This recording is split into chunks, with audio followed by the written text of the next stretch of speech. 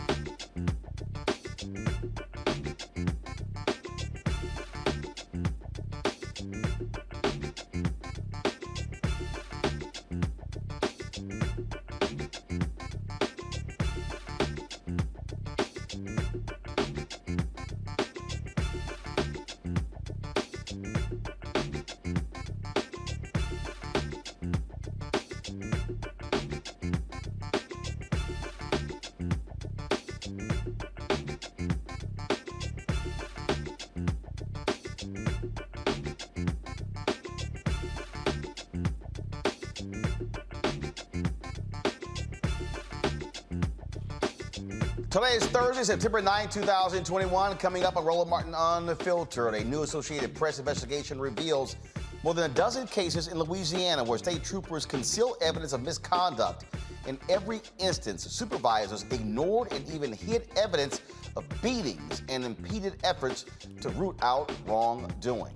Also in Louisiana, one of the highest-ranking state troopers on the scene last night, the Ronald Green, who died 2 years ago, was accused of lying about the existence of his body cam video to keep it from investigators. He will not face any charges or disciplinary actions. The Department of Justice is suing the state of Texas about its new abortion law, calling it blatantly unconstitutional.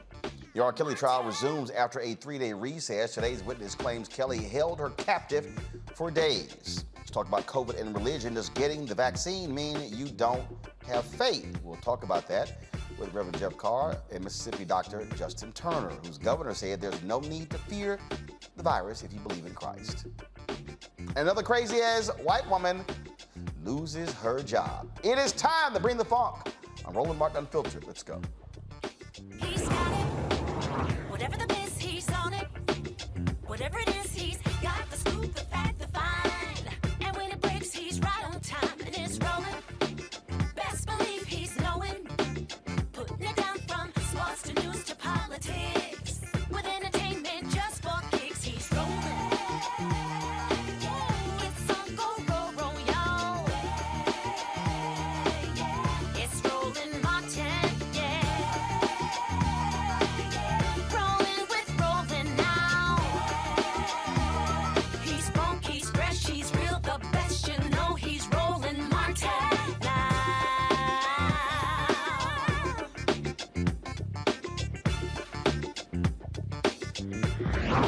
Martin. There is indeed trouble in the state of Louisiana. A new Associated Press investigation identifies at least a dozen cases in which Louisiana state troopers concealed or ignored evidence of misconduct. Folks, 67% of the altercations involving use of force in recent years have targeted African Americans. That's double the percentage of the state's black population. Now, get this. The findings reveal a former officer, Jacob Brown, was involved in 23 use of force cases dating to 2015. 19 of them were black. Jacob resigned in March and is charged with aggravated second-degree battery and malfeasance in office. Now, that's that case there. You also have this case where a high-ranking Louisiana police officer would not face any charges or disciplinary action related to the death of Ronald Green. Lieutenant John Clary was cleared of all misconduct charges related to the violent death of the black motorist in 2019.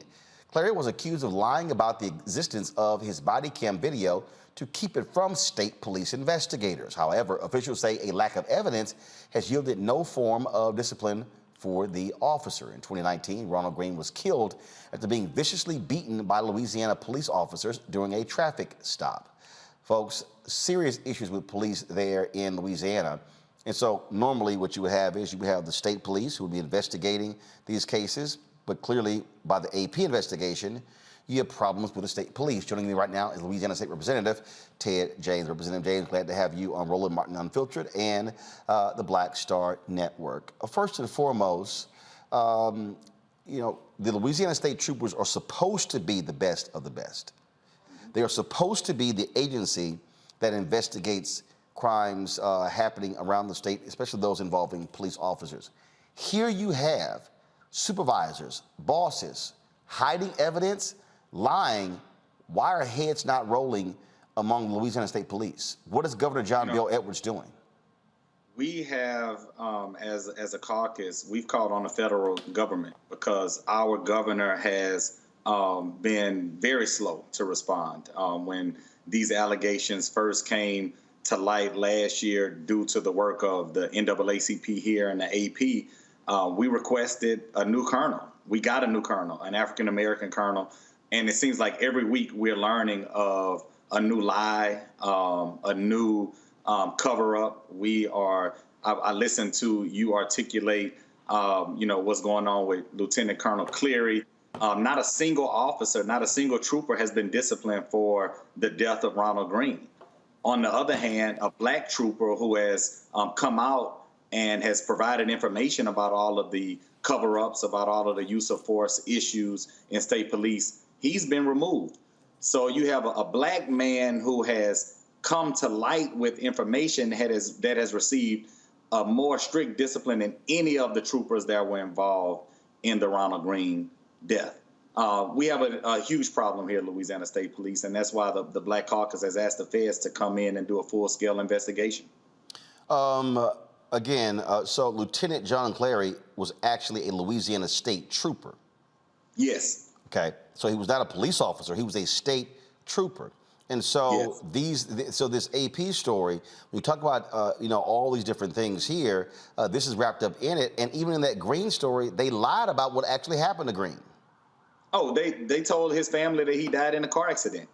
And when we saw the pictures of the car, we knew that he didn't die in a car accident. And it took us almost threatening the administration to make sure that they allowed Ronald Green's family to see the video that we saw that was leaked a few months ago. The family and some of us, and I saw that video last year, and we knew within the first few minutes that the troopers on the scene, not only the troopers on the scene, not only did they lie, but their superiors, and Cleary being one of them, one of the highest ranking ones that was on the scene, he lied. And we saw that he was rewarded with, not only was he not disciplined, he has a high profile job. He was all on national television escorting around one of our football coaches. He's since been removed from that. But the problem is, I don't want him removed from a detail. I want him removed from the agency at large. And so the fact that you have Clary, no disciplinary action against him, even though he basically lied, he said one thing, with the body cam footage said another thing. And the fact that they said that he died in a car accident, when we now know that's an absolute lie. Seriously, no action? Look, Cleary, not only did he lie about what the footage showed, he lied about the existence of the footage. And it wasn't until almost a year later that the footage was discovered. Now, the main trooper who beat Ronald Green committed suicide the day he learned that he was going to be terminated. There were still troopers on the scene that deserved to be brought to justice, right? If myself and you and another friend of ours, if we go and beat the hell out of somebody and I kill myself, you will certainly be charged, right? As an accessory, I could list at least 5 or 6 different things that these troopers should be charged with. And right now we're waiting on the federal government. Of course, there's a DA in North Louisiana who, if he wanted to, he could pursue charges now. I understand, and way too often these cases, district attorneys tell us we're going to wait and see what happens with the federal government. But you can move independent. Yeah, they don't have to. They don't have to. In fact, the feds wait on the state folks. And what we're seeing, there is one glimmer of hope, and it's very small. I would not have trusted Donald Trump Justice Department to do the right thing. So there is a small glimmer of hope in that there's a new administration, right? I'm hoping that this administration does not let us down. I've had countless conversations with the DOJ because our caucus sent a letter to the Civil Rights Division, and we've asked not just with the Ronald Green, because we already know Ray Charles can see that they lied about Ronald Green. We've asked for a full-scale, top-to-bottom investigation into the entire department, because what we've learned is that not only have these things been accepted, they've been cheered on. We have countless reports of text messages where troopers have bragging about beating the hell out of people and bragging about the fact that they're going to think about that beating for a long time. They're one of the attorneys for state police whose husband is a trooper. There have been reports about how she's coached troopers to get out of use of force complaints by charging motorists in the state, most of them black, with resisting arrest. She's since been removed, but not fired. So there are issues that are deeply ingrained. And, for me, I'm one that asked the governor to make sure that we put somebody at the top of state police, a man of color. And, as much as I respect Colonel Davis, I'm starting to lose confidence in his leadership, because every week we're learning of something else that has been a lie, something else that has been a cover-up at state police. What is also confusing here is that when we talk about Cleary lying, he said that he did not have any body cam footage. That's a lie. But the investigators call them mischaracterizations. I'm sorry, that's a lie. Yeah, it's a bold-faced lie.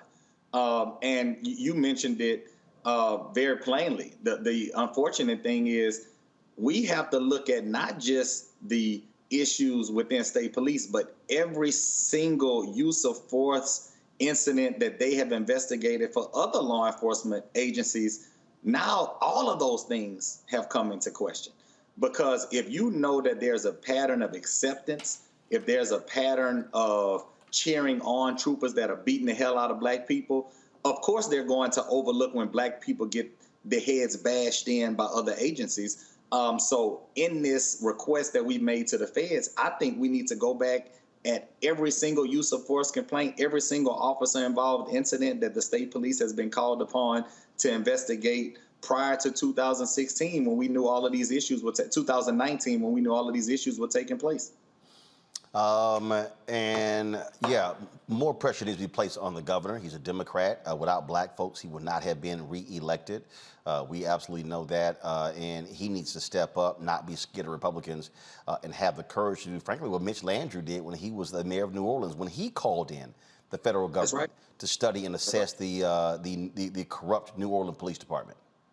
Look, and we've been putting pressure on it. The governor is a friend of mine. I stood on the stage with him both times when he won. And this is not something that we have allowed him to just escape. Right now, of course, we're in the middle of still recovering from a natural disaster, but this is still an issue for the caucus.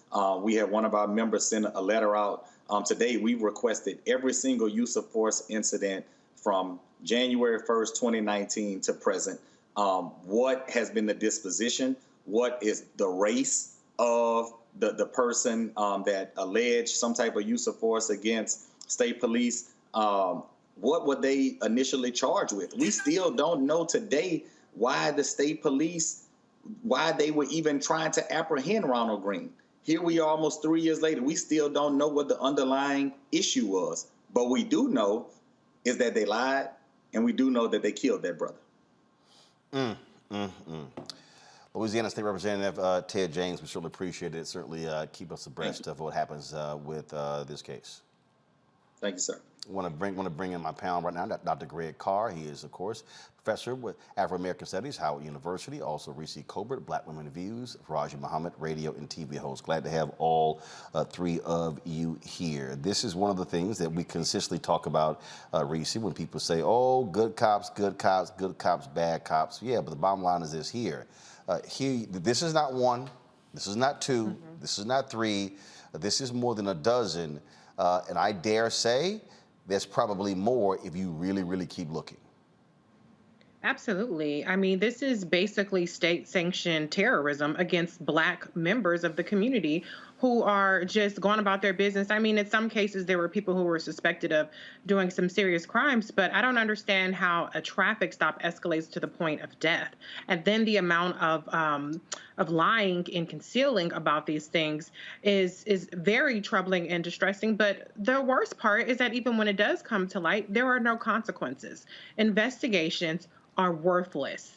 When all of these investigations do is say there's not enough evidence, well, change the standard of proof, change the burden of proof, bring some charges in these cases, find something to charge people with. Just like when y'all find something to charge black people with, when you go fucking with black people and arrest them and you call it resisting arrest, find some trumped up charge to try to get some of these cops and these state troopers who are out here terrorizing Black and Latino people. And it's not just that they're the only victims. There was a white victim that was beaten to a pulp beyond recognition as well.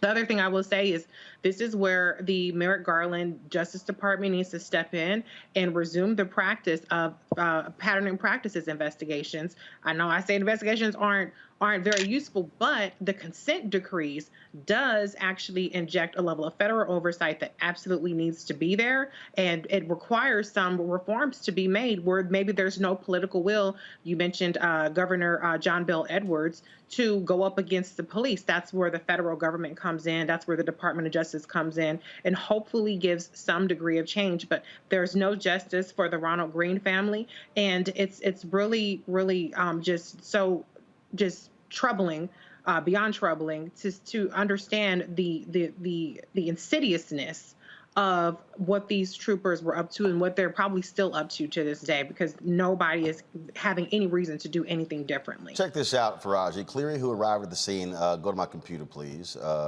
Cleary, who arrived at the scene just seconds after troopers stunned, choked, and punched Green to get him into handcuffs, told investigators that Green, quote, was still yelling and screaming, and he was still resisting, even though he was handcuffed. He was still trying to get away and was not cooperating. Investigators wrote in a 6-page report filed less than 3 weeks ago that Cleary's description of Green's demeanor after he was cuffed on a dark roadside near Monroe was clearly a mischaracterization, also known as a lie. Though they did not state it explicitly, the false statements were apparently intended to justify further uses of force by troopers against the prone Green that included dragging him face down by his ankle shackles and spraying him in the face with pepper spray. Quote, the video evidence in this case does not show Green screaming, resisting, or trying to get away, Detective Albert Paxton wrote in the new report. The only screams revealed by the video were when Green responded to force applied to him. The report added that Cleary's own video, published last week by the Associated Press and later released by the state, shows Green, quote, lying on the ground, face down, handcuffed behind his back, leg shackles on his ankles, uttering the phrases, I'm sorry, or I'm scared, or yes, sir, or okay. Green was forced to be face down for 9 minutes. And this is what Cleary yelled. Don't you turn over. Lay on your belly. Lay on your belly, Trooper Corey York yells before briefly dragging Green by the chain that connects his ankle shackles. Lieutenant Cleary's video clearly shows Green to be suffering, Paxton wrote in the new report, adding that the handcuffed man can be heard, quote, gasping for air. Though what happens to Green next cannot be seen on the video, investigators wrote that, quote, Green's eyes are squeezed shut as he shakes his head back and forth, moaning in pain, movements consistent with having been sprayed in the face with pepper spray. So you mean to tell me all of that, and they can't figure out what in the hell to charge this guy with or write him up? Yes, and Brother Roland, I think that we need to say it. Clary needs to go to prison. The whole damn police department needs to be broken down. When I heard the representative talking about the fact of the Justice Department coming in, we know that of the pattern of practice, investigation, and all of that. The big thing is that the United States federal government, the Department of Justice, has the power to come in and to really dismantle police departments and start them back up again. Why they have not done that, I don't know. But I'm happy that they're starting an investigation. But they need to go in like the same way they went in what we saw with Ferguson after Mike Brown. They need to go in and just completely fire everybody or lock people up. And that's all that has to be done, because the trust of the American people is totally gone. I mean, of the people of Louisiana. There can't be no trust, especially among black folks. And I saw that based upon this report, Brother Roland, 67% of those who have been involved and being brutalized by the police are Black people. So when you have that number, when you have these things, and then when you have that type of evidence, you have the body cam footage, you have the other officers, you got an officer who killed himself. I mean, this is all leading to the fact that these jokers were guilty. And one big thing very quickly that we have to keep in mind, there was another story about some years ago about what has happened in Minneapolis, what has been happening in Portland. The problem comes down to you can give people good guidelines, but they have to have the heart, the mind, and the spirit to follow the rules. And when you're seeing that police officers don't have that, then only a few things got to happen. One is either the federal government got to intervene and be broken down by the Department of Justice. Two, the state that is responsible for the funding of the government, they have to be brought to task. Or three, you got to go to the police union in that state and bust the hell up that police union, because police unions serve as like gangs in protecting their own. And so if we don't go after go to the root of the problem, which is corruption within the police departments and these unions, then we're not going to see the justice that we deserve. Check this out, Greg. Go back to my computer, please. Another false statement noted in the report was when Cleary told investigators that his troopers sat Green up and, quote, immediately held his head up so he could get a clear airway. Clary's video, however, showed troopers saying they didn't want to sit Green up because they were afraid he would spit blood on them. Then don't do that, Cleary tells them. Even after Green became unresponsive and troopers sat him up, his head was slumped down on his chest, and they did not make a move to lift his head to make a clear airway for nearly 6 minutes. How does all of that happen? And you don't charge anyone. I have repeatedly said on this show that laws must be changed, that if you or Reese or Faraji or myself, if any of us lied to police, they could charge us. Mm-hmm. Cops lie, nothing happens. To me, the least you can do is simply discipline him by saying you knowingly lied to investigators, and he should be fired and should be facing some type of charges. Absolutely. Mm-hmm. Yeah, absolutely. I mean, the one thing we might have to say at the onset is that we must use all tools at our disposal: elected officials, the courts, right, the Justice Department. So that's number one. But I'll say, having said that, there's no we. There's no historical evidence for any concept called the American people. The legal framework is one thing. The historical, cultural, social entity is quite another. You see, and shout out, by the way, to both Louisiana Tech and Mississippi State for continuing to employ cats like John Clary, because the thing that Black people are useful for is run them down a football field. And ask yourselves a question. Do a little research. And let's ask ourselves, when did state troopers need to be there to protect football coaches? I suspect if you tug on the history of the slave economic concern, some people call it the Southeastern Conference, you will probably find some race involved there as well, because they take their football quite seriously in this country. Yeah, actually, you're right, because I mean, I've seen many games, and I'm sitting there going, why are there troopers? Why? I mean, first of all, you got university police. Football teams have security. Why? And it's a thing now when you watch all these games where you have these state troopers next. It's weird to me as well. Well, Roland, I think that's actually a very good question. I know you just came back from Fisk. You might put some of your young journalist lieutenants on that, do that research, because I think what we'll find is that football, like everything else in this country, is very militaristic.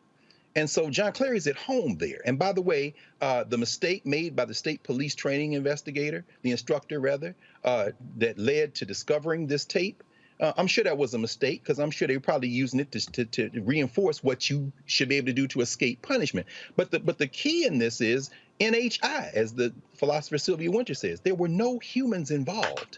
Let's think about this. The police are an entity, law enforcement. But the concept of policing has been turned into a verb. What does policing mean when there are no humans involved? It's a verb: managing, hunting, controlling, harming, and killing, because there are no humans involved. Ron Green's not a human being. We have to understand this technique. When you turn off your body camera, you've introduced another layer of obfuscation and murkiness. And so what you're really trying to avoid is the intent standard. And all you have to do to match the intent standard is say, I had another reason. So I'm saying all that to say this. At the end of the day, we have to understand that these people are our enemies. And by that, I mean anybody who's a human being, these are our common enemies. And there's no murkiness to the side you have to be on. Now, I should mention this as well. It's important to understand that there's also an issue of federalism involved. As we listen to Representative James at the state level, and we talk about the local level, and I agree, everything should be pursued. I agree with everything you said, Faraji, everything you said, Reese. At the same time, we understand that Merrick Garland, whose kind of weakness was one of the reasons he was confirmed as Attorney General and even nominated to be on the Supreme Court, is not going to push the limits of the test of federalism. Because what we are seeing now is the state, controlled by white nationalists, are literally testing the limits of federalism. They are daring the federal entity to create this illusion of American community by intervening on open Klansmen. Y'all seen the movie The Mac? Remember when the guy says, shade tree, you ain't no pimp? Well, let's remix that. Shade tree government. You ain't no community. You just a rest haven for the Klan. State by state, they are daring something to come into existence which never existed before, namely, quote, the American people. And so I'm encouraged by things like this, because one way or the other, this cat gonna be punished. Prison's only one form of punishment. Wait for it. Wait for it. Well, we certainly will see what happens there. And yeah, DOJ absolutely. And here's the deal. The Civil Rights Division can launch that investigation. That needs to happen. And that DA in Northern Louisiana, yeah, folks, that's called being real close with police there. Huh? I said Hurricane Ida didn't hit Louisiana out of coincidence. Well, first of all, hit Louisiana out of coincidence because Louisiana's, frankly, is in Hurricane Alley. I've been from Houston, but the bottom line is this here. We have seen this before where these white DAs in Louisiana do not want to pursue anything with police officers, which is why you've got to have state authorities like state troopers investigate, but they'll have thugs on that force. This is where DOJ needs to step in.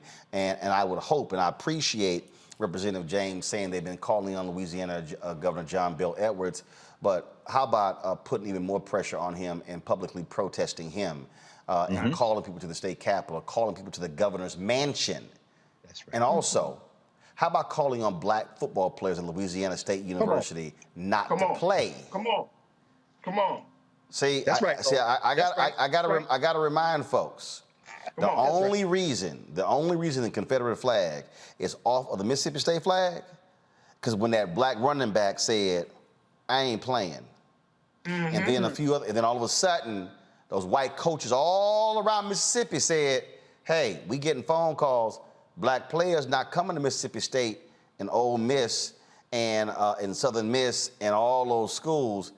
That's when Mississippi said, yeah, we gonna get this thing off our flag, and that's why it is gone. So again, to all of you parents, that's right, who have kids who are playing ball at Louisiana State, football and basketball, that's right, have some conversations with your kids. That's right.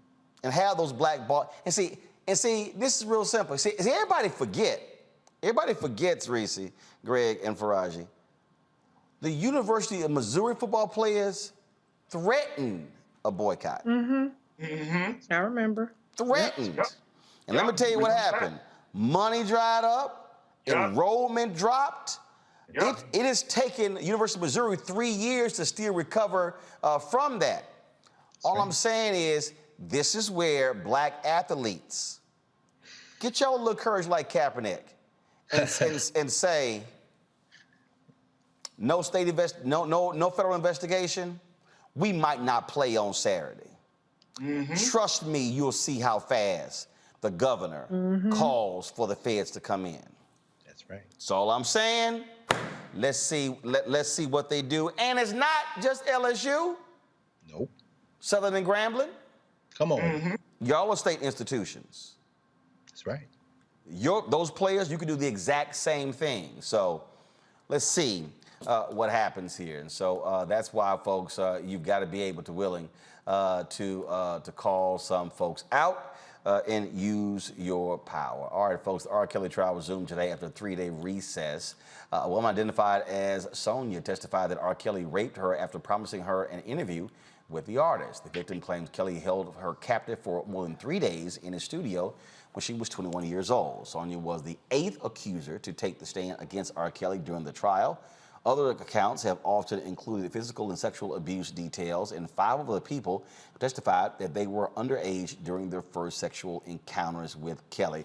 I had somebody who tweeted me today, Faraji, who was not particularly happy with our panel calling out R. Kelly last week, and they felt that they literally put up free R. Kelly, and that we should not, and the brother literally said we should not be attacking another black man. And I'm sitting there going, are you not paying attention to what in the hell has actually been said? Come on. Yeah, it literally happened.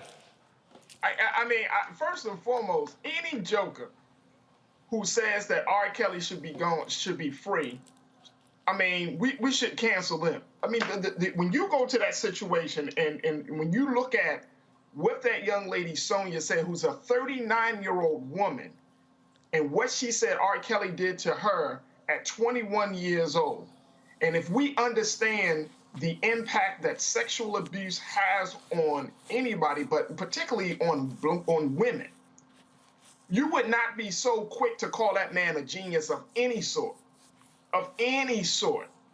You would not be so quick to say, oh, we beating up on a black man. What I'm concerned with is that this case, as gruesome, as graphic, as disturbing as this case has been, that it won't push the needle far enough to remove our love for the pimp culture and the exploitation of women in music and media. That's what I'm concerned with. That it's easy to cancel one man, but can we cancel a behavior? Can we cancel a whole mindset that hate women and that use of women, that abuse women? And so when you look at this case should not just be fodder. And look, and I'm going to say it like this. Have you heard about R. Kelly case since it started? Other than this platform, I'm going to keep it real. I mean, unless you go online, you search it, you read it, you follow it. Other than this platform, we have not really had a very deep conversation outside of this show to talk about what's been going on in this trial, what's been said, and the implications of our love for this type of man, and then more importantly, our embracing of a culture that has destroyed women. And so this case is so big, and it's so important for us to have these conversations. And I truly appreciate you, Brother Roland, for constantly keeping us abreast about it, because we're not talking about it. We're talking about surviving R. Kelly, and then that conversation died down. But when you listen to the stories from the people that work with him, about the rules, to the victims themselves, nah, you want that joker under a damn jail cell. You would not want to listen to his music. You damn sure wouldn't want to fly with him, and you would not want to have anything to do with R. Kelly, Robert Sylvester Kelly. Trust and believe. Greg, of course, it is innocent until proven guilty, but frankly, people can still weigh in on what they're hearing, and what we are hearing is shocking, devastating, sick, and demented. It is, Ron. I mean, of course. I mean, who could say it isn't? But what we have with the R. Kelly case, and it's now 13 years since he was first brought to trial on the same allegations, similar allegations, a lot less detail, of course, than now. What we really have is a car crash at the intersection of culture and law. We, as people of African descent in the modern world system, certainly those of us in the Western Hemisphere, more specifically the United States, have unfortunately continued to fall victim to, and now just really occupy, a culture that allows for our own dehumanization. And the culture is in the language, the culture is in the music.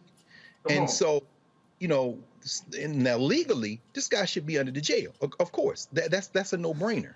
However, just like somebody reached out to you and said that, the hope of his defense team is there's at least one person like that on the jury.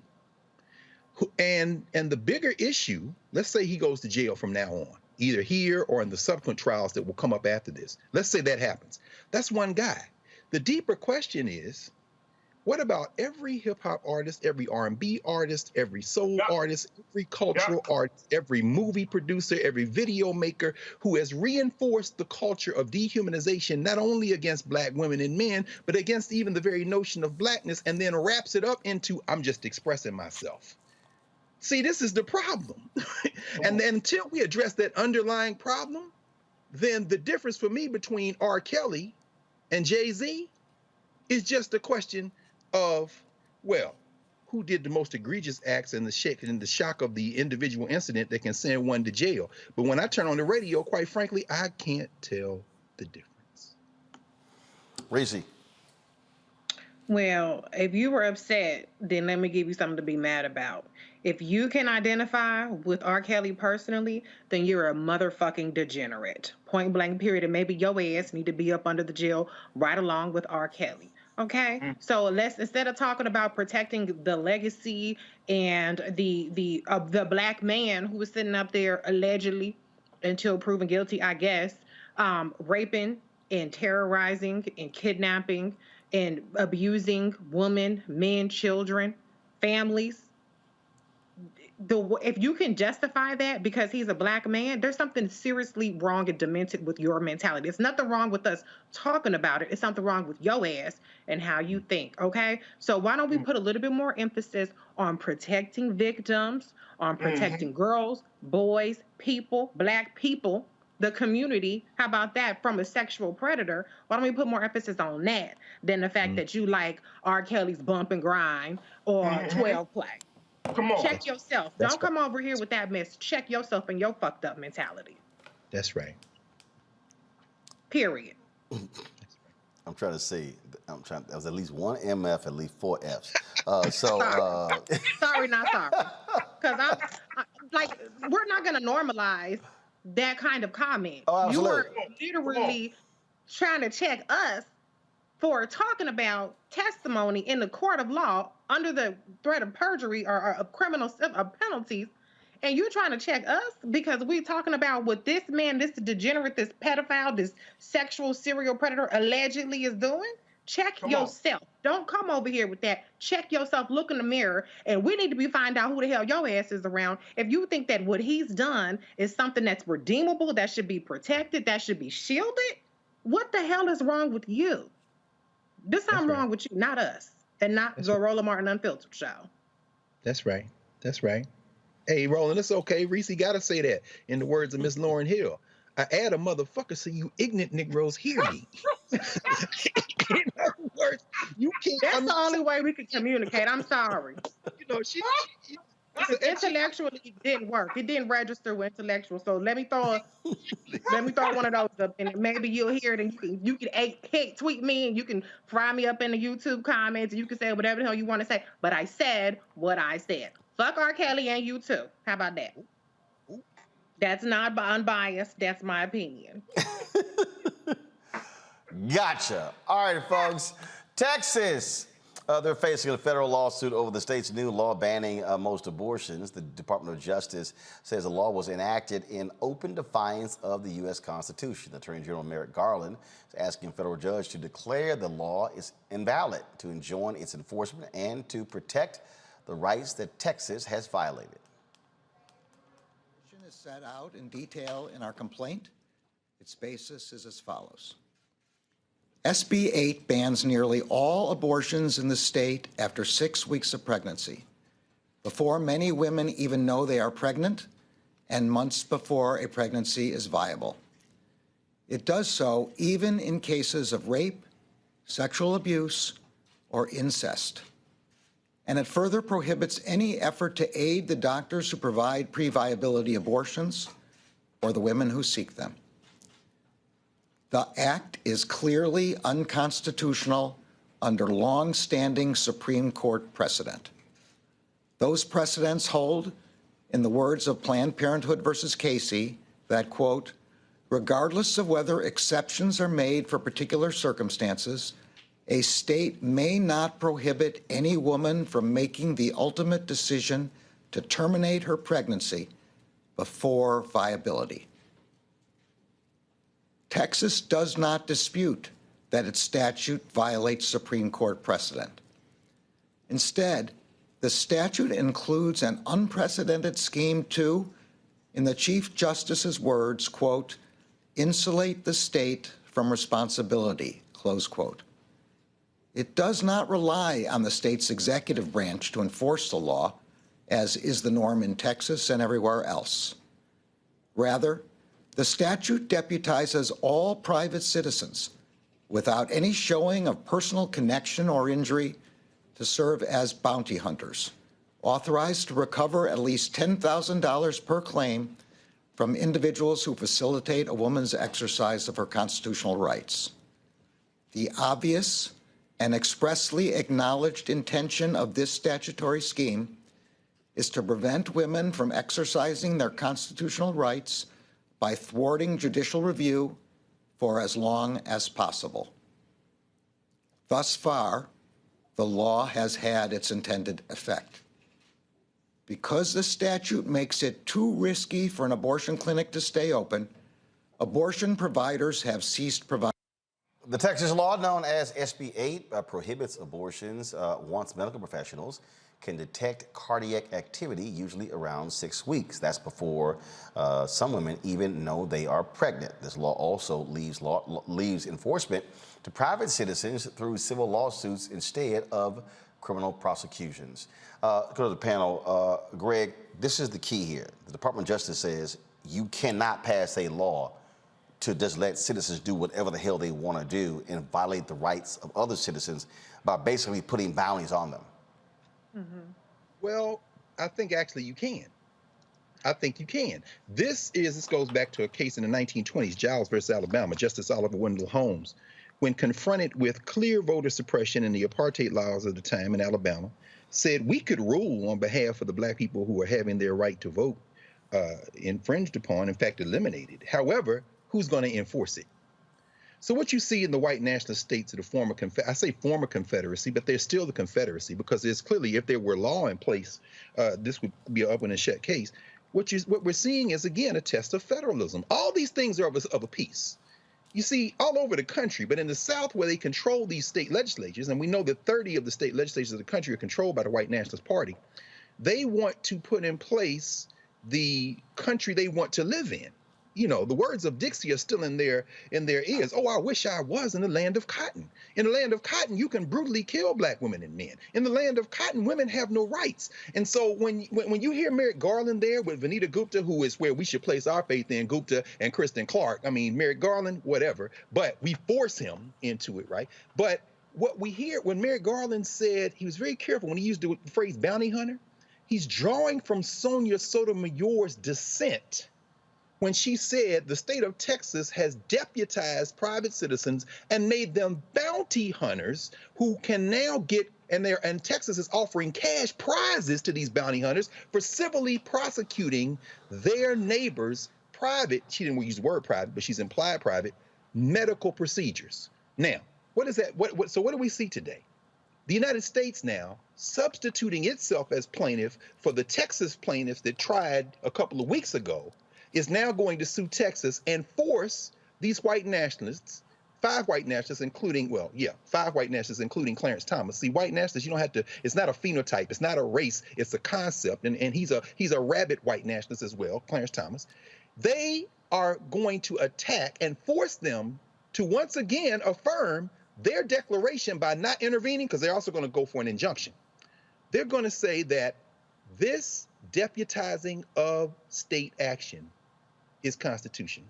That contradicts the Constitution on a couple of reasons, and I won't go too deep into the detail, but I'll mention this. One is state action. See, Texas threw the rock and hit its hand by saying, we can't enforce this law. No, but by deputizing private citizens, you have done the equivalent of allowing the Klan to outright operate like the police. Once state action is involved, you have now triggered the constitutional crime. You've triggered the constitutional violation. So this is an open and shut case. But I suspect what the Supreme Court will do is not allow for an injunction. Let this work its way through the courts. And as in that biology lesson that Alexandria Ocasio-Cortez gave the country, including that shovel-mouth piece of human refuse, the governor of Texas, as she reminded him, most people don't even know. Most women don't even know they're pregnant, because if you miss your period and you late by 2 weeks, it could be stress, it could be anything else. And I'm not about to get into that. I'm just listening to her basically tell him, you're not a man, you're not a human being, and you want your state to be like every other white nationalist state. You want to turn this into the handmaid's tale. And yet, since you got a handmaid on the court with that last appointment, you think you have the numbers to do it. So I guess we're going to find out. Reese. Yeah, I mean, one thing I will say, to the extent that, the federal government has the ability to be effective here, and as Dr. Carl pointed out, it really boils down to the Supreme Court. If they're going to go all in with their white supremacy and go all in with their anti-woman, philosophy. But to the extent that the federal government can be effective, this is why elections matter, because you do have a Vanita Gupta, as you pointed out, Dr. Carr, and a Kristen Clark, who could push Merrick Garland to take up this case. If we still had William Barr, forget about it. This wouldn't even be possible. And this type of legal activity would be left to organizations like the NAACP Legal Defense Fund and Planned Parenthood, et cetera, et cetera. So it's really important that the federal government is involved with this, that they're putting all of their resources behind it. Will it be successful? There's no guarantee about that. But the one other thing I do want to say is, for those who think that this is just simply a woman issue, the bounty part is the part that people should really be very troubled with. Because right now it's a bounty on abortion providers, or what the broad topic, an Uber driver could be considered an abortion provider. But what's the next bounty on? The next bounty could be on your head. And do we want to deputize white folks predominantly, because we know that's going to be the main people all up in everybody's business, but we want to deputize white people. They see a black man driving somebody in the car, all of a sudden, I think he's an abortion provider. That's right. No, we don't want to do that. Some of y'all don't want to turn over your vaccine cards. You talk about HIPAA, even though that ain't a HIPAA violation, and all kind of other stuff. But then when it comes to a woman's privacy, because that's what Roe v. Wade was really about, was privacy, now y'all up in everybody's business. So like I said, the bounty today is on abortion providers, but what's the next bounty? That, if you don't have any other concern about it, you think it's a woman issue, you think, well, I already had my kids, I'm not concerned about it, or I don't plan on having kids. The bounty issue, because the bounty could be on your head, the bounty could be on your brothers, your husbands, your sons. These are not just women that are infected by it. It could be on anybody's head. And I don't trust that. Faraji. Yeah, I mean, I think let's just keep it clear. The bounty that we're talking about is $10,000. That's what Merrick Garland said, that the law deputizes private citizens to serve as bounty hunters authorized to recover at least $10,000 per claim from individuals who facilitate a woman's exercise of her constitutional rights. Again, we have a human rights issue that becomes a money grab. So if you have an individual who's looking for a come up, and this is, I mean, look, we got to talk about the fact that this is the sad state of affairs that we find our citizens, the citizens of America in, that you got to put a price attached to human beings at all costs. So we're capitalizing on the pain of women. And then let's look at what has happened with the Texas state's attorney had to say about this whole situation. He tweeted out that the administration, speaking of the Biden administration, quote, should focus on fixing the border crisis, Afghanistan, the economy, and countless other disasters instead of meddling in state sovereign rights. Well, first of all, we know Ken Paxton's stupid.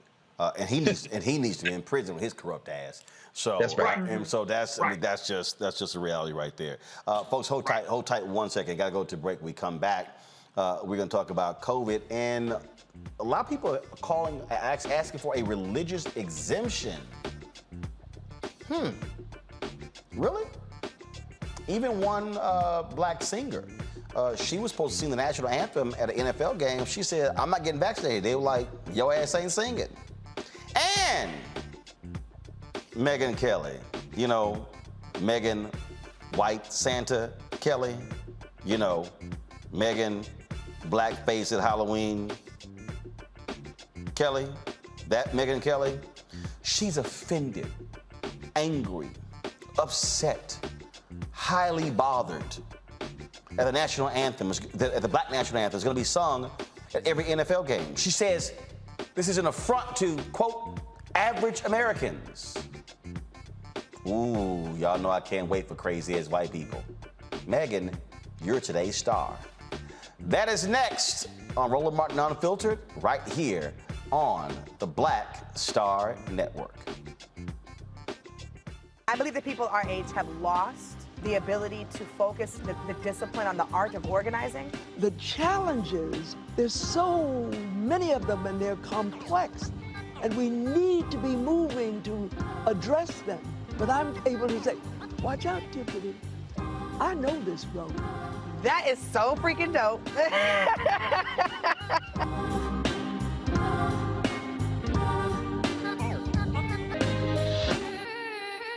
Floyd's death hopefully put another nail in the coffin of racism. You talk about awakening America. It led to a historic summer of protest.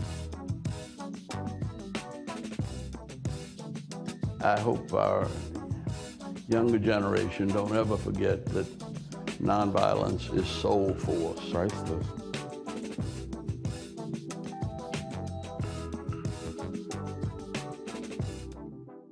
Hello, everyone. It's Kiara Sheard. Hey, I'm Taj. I'm Coco. And I'm Lily. And we're SWV. What's up, y'all? It's Ryan Destiny, and you're watching Roland Martin Unfiltered.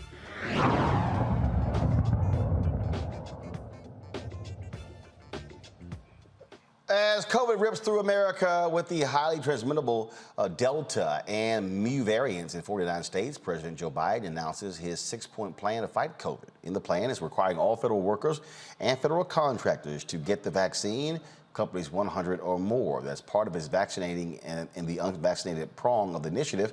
Also furthering protection for the vaccinated, keeping schools safely open, increasing testing and requiring masks, protecting our economic recovery and improving care for those with COVID-19. Biden says there are too many ways to keep this pandemic under control if folks use them. The pandemic of the unvaccinated. And it's caused by the fact that despite America having unprecedented and successful vaccination program, despite the fact that for almost 5 months, free vaccines have been available in 80,000 different locations, we still have nearly 80 million Americans who have failed to get the shot. The Department of Labor is developing an emergency rule to require all employers with 100 or more employees that together employ over 80 million workers to ensure their workforces are fully vaccinated or show a negative test at least once a week. Now, Biden's approval rating has decreased as a result of COVID, but also if you look at Afghanistan, a recent poll, 52% of Americans approve of his handling of COVID pandemic. That's down from June 62% when folks were surveyed. Now, pediatric COVID cases are at an all-time high with more than 250,000 last week. In Miami, 13 school employees have died due to COVID in the past month. Nationally, there are 41.4 million reported cases. 671,468 folks have died. Now, 54% of the U.S. population is fully vaccinated. Health leaders are urging those eligible to get vaccinated to slow the spread of the virus. Now, the evangelical response to COVID is varied. Some religious leaders are begging people to take the vaccine. Others have said faith should be enough. The governor of Mississippi, Tate Reeves, believes Christians are a little less afraid of COVID due to their faith. Given the high transmission rate of COVID in Mississippi, Governor, I wanted to ask you about comments you made Thursday evening at a political fundraiser up in the Memphis area, where you said that people in Mississippi and the Mid-South were a little less scared about COVID. When you believe in eternal life, when you believe that living on this earth is but a blip on the screen and you don't have to be so scared of things. was wondering if you could expound a little bit upon those comments, what you meant by that, and whether you have any concern that that might take away people's willingness to take preventative measures. Yeah, well, thank you for that question, Emily. What I meant when I said that is exactly what I said, and I feel certain that you have read the article in which the very next sentence after I said what you just asked, I also said that the Bible also teaches us to take necessary precautions. And in our state and in our nation right now, there are certainly necessary precautions that we can take with respect to COVID. But I believe very strongly in my faith. I believe very strongly in what the Bible says. And the Bible is very clear that whosoever believeth in him shall not perish but have everlasting life. And that is my worldview. It's how I believe. It's what drives me every single day. And I think it's what drives a large number of Mississippians. We should take necessary precautions with respect to COVID, but we also understand that we do have everlasting life if we believe in Jesus, if we believe in God the Father, and I certainly do. Joining me now, Reverend Jeff Carr, founder of the Infinity Fellowship in Nashville, Tennessee, and Dr. Justin Turner, CEO of Turner Care. Glad to have both of you here. I got to ask you this here, Pastor Carr. There's a whole bunch of preachers who died of COVID.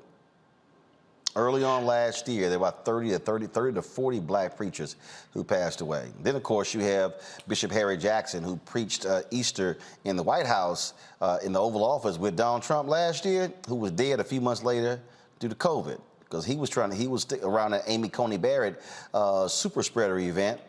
He got it. He died. So when you listen to these people, and I see these people on social media, they're like, I'm good, I got God. A lot of us got God too, but we also ain't stupid. We also understand that God has provided knowledge and wisdom to scientists and doctors. Indeed, Roland. I think it's important, though, that we pay attention to the words of Dr. Maya Angelou, who reminded us that when someone shows you who they are, do yourself a favor and believe them the first time. We're dealing with a crisis between belief and provable fact. Let me spend a second here kind of laying the backdrop for this. Tate Reeves is a true believer. Governor Bill Lee in Tennessee is a true believer. Donald Trump, he professes to be a true believer. I really do appreciate when any true believer demonstrates to me who they are.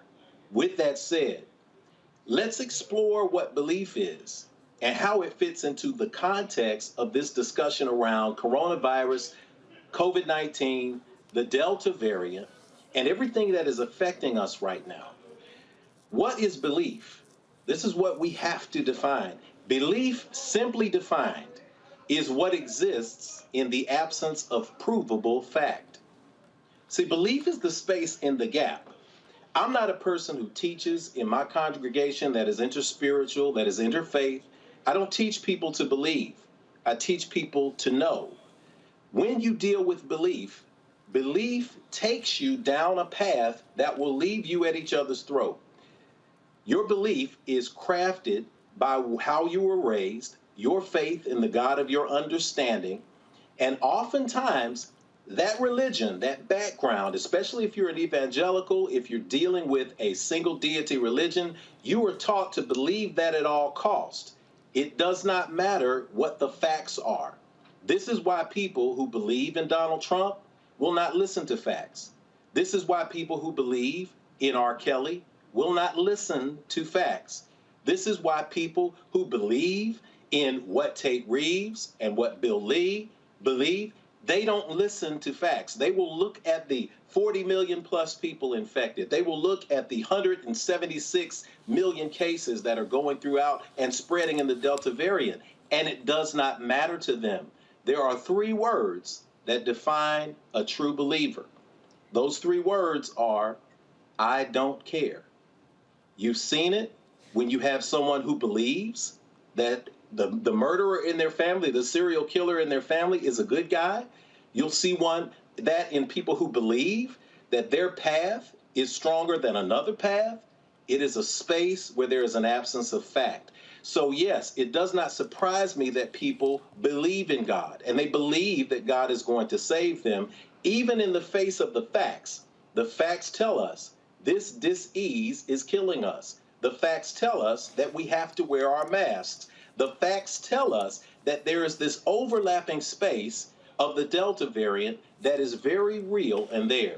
The issue is that when we reach this crossroads between belief and fact, much of what we consider religion now, the dogmatic spaces, push us to a space where we proclaim ourselves believers, everyone else is vilified as a non-believer. And once we do that, we're in a space of I don't care. When you reach a space of I don't care, you not only care about yourself, you don't care about me. And that is why we're seeing the spread of this particular variant, and that's why we're in the midst of this crisis right now. Dr. Turner, we have seen some of these crazy, deranged white evangelical conservative preachers say, rip that mask off your face. And if you even, I forgot that fool, I forgot the name of that nut, Greg Locke, something like that, who said yes, that, if you come in my church with a mask on, I'm going to send you right back out. I'm like, dude, are you really that stupid? I mean, it is as if they are not paying any attention whatsoever as to how, when COVID first started, the two biggest super spreaders for COVID were weddings and funerals. Yeah, thank you so much for the opportunity to be here. You know, unfortunately, a lot of people are more married to politics than they are to purpose. And, you know, Reverend Carr did just a great job explaining a lot of information that I hope it didn't go over people's head, because it was really, really critical. There's a difference between belief and facts. And this whole, you know, thing about Christianity is active. It's not passive. So this whole God got me attitude, while it already ignores the fact that there have been several Christians, to include black pastors. We had a black pastor here in Mississippi that died not too long ago, who didn't take it serious, who didn't take the precautions, who was not vaccinated, joining already the more than 90% of people in the hospital who have COVID who are not vaccinated. So while this whole idea of God got me ignores the fact that we've already had spiritual leaders who died from it, who didn't take precautions, it also diverges away from the fact that in Scripture, for the most part, anytime there was an act of healing, there was an active participant. So Christianity is active, it's not passive. So if you look at the lady who hemorrhaged, she bled for years and years and years, she reached out and touched the hem of his garment. When you look at the man that was blind before he can see, Jesus took a poultice and put on his eye and told him to wash them. When the man who, you know, was lame, you know, before he could walk, Jesus told him to rise up and walk. So Christianity requires activity. So I've had patients who come in my office, and I mean, not too long ago, just a couple of weeks ago, a lady who had diabetes, she was like, that, you know, I need a refill on my insulin. You know, I need you to give me this particular medicine for it. There's patients who want to lose weight. Doc, I just want some Adifex. You know, I just need to lose weight. They don't want to eat right. You know, they don't want to exercise. But then when I ask them about the vaccine, oh, Doc, I'm going to get that to God. You know, God got me on that one. And I say, so are you saying that God doesn't have you on the weight loss? Are you saying that God doesn't have you on the diabetes? Because he's the same God. And I let them know, and to your listening audience, I'm actually a doctor that believes in God. I don't have a problem proclaiming my faith. Matter of fact, the theme at Turner Care is treating the whole person.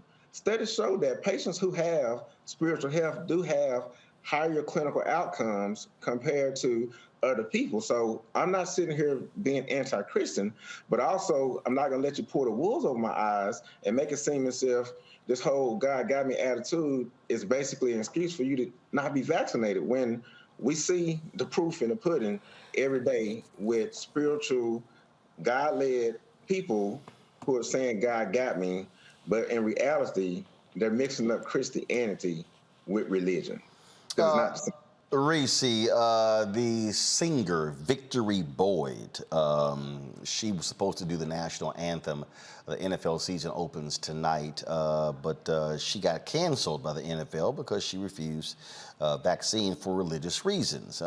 Now, she's been catching a lot of flack because she posted this story from the Epoch Times, one of the crazy, deranged, right-wing sites that has been publishing all sorts of nonsensical misinformation, and it is a Trump organ. But this is what she wrote. She said, America from its inception was a dream of a place that champions equality, liberty, and justice for all people, a dream of a place that honors each individual and our God-given right to life, liberty, and the pursuit of happiness. There's always been a fight to make this dream into a reality, from the Revolutionary War to the Civil War to the Civil Rights Movement to the prison reform movement and beyond. Freedom has never been won without conflict. We're in a pretty scary time right now where discrimination and segregation is becoming socially acceptable, and few are doing anything to resist. People are losing jobs, being denied service at restaurants, concert venues, and airports here in America, all because of their deeply held convictions or medical conditions. From New York to California, and even in states such as Florida, where I lost this opportunity of a lifetime, I've made peace with not being able to sing the national anthem tomorrow for the Tampa Bay Buccaneers. But have not and will not make peace with the re-emergence of segregation and discrimination. This is not okay, and it's about time that we say so. Click and share the link in my bio to read the full story. Seriously. Woo, I'm not going to curse in front of, God's children, in front of the First of all, hold up. In the last segment, hold up. In the last segment, he was on hold. I was watching him on the monitor. So, hell, you were cussing in front of him in the last segment. Well, I'll feel off for myself, man. There it is. This is real talk tonight, Reese. Be yourself. Be who you are. I'm not one of these traditional believer space. I'm a spiritual practice space. And since we are in a society where our language is limited because of the thousands of languages that we no longer have, sometimes using a word that is considered profane is all according to who's defining that. And I think that Webster is not one of us. So be yourself. So Reese, he just gave you push to cuss. Go on. Oh gosh, okay. First of all, I'm just trying to figure out what planet she's living in. America in its inception was all about freedom and equality.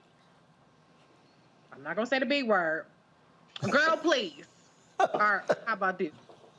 I'm cover up your side for my screen. Anthony, go to a full screen of Reese. Get rid of the split screen.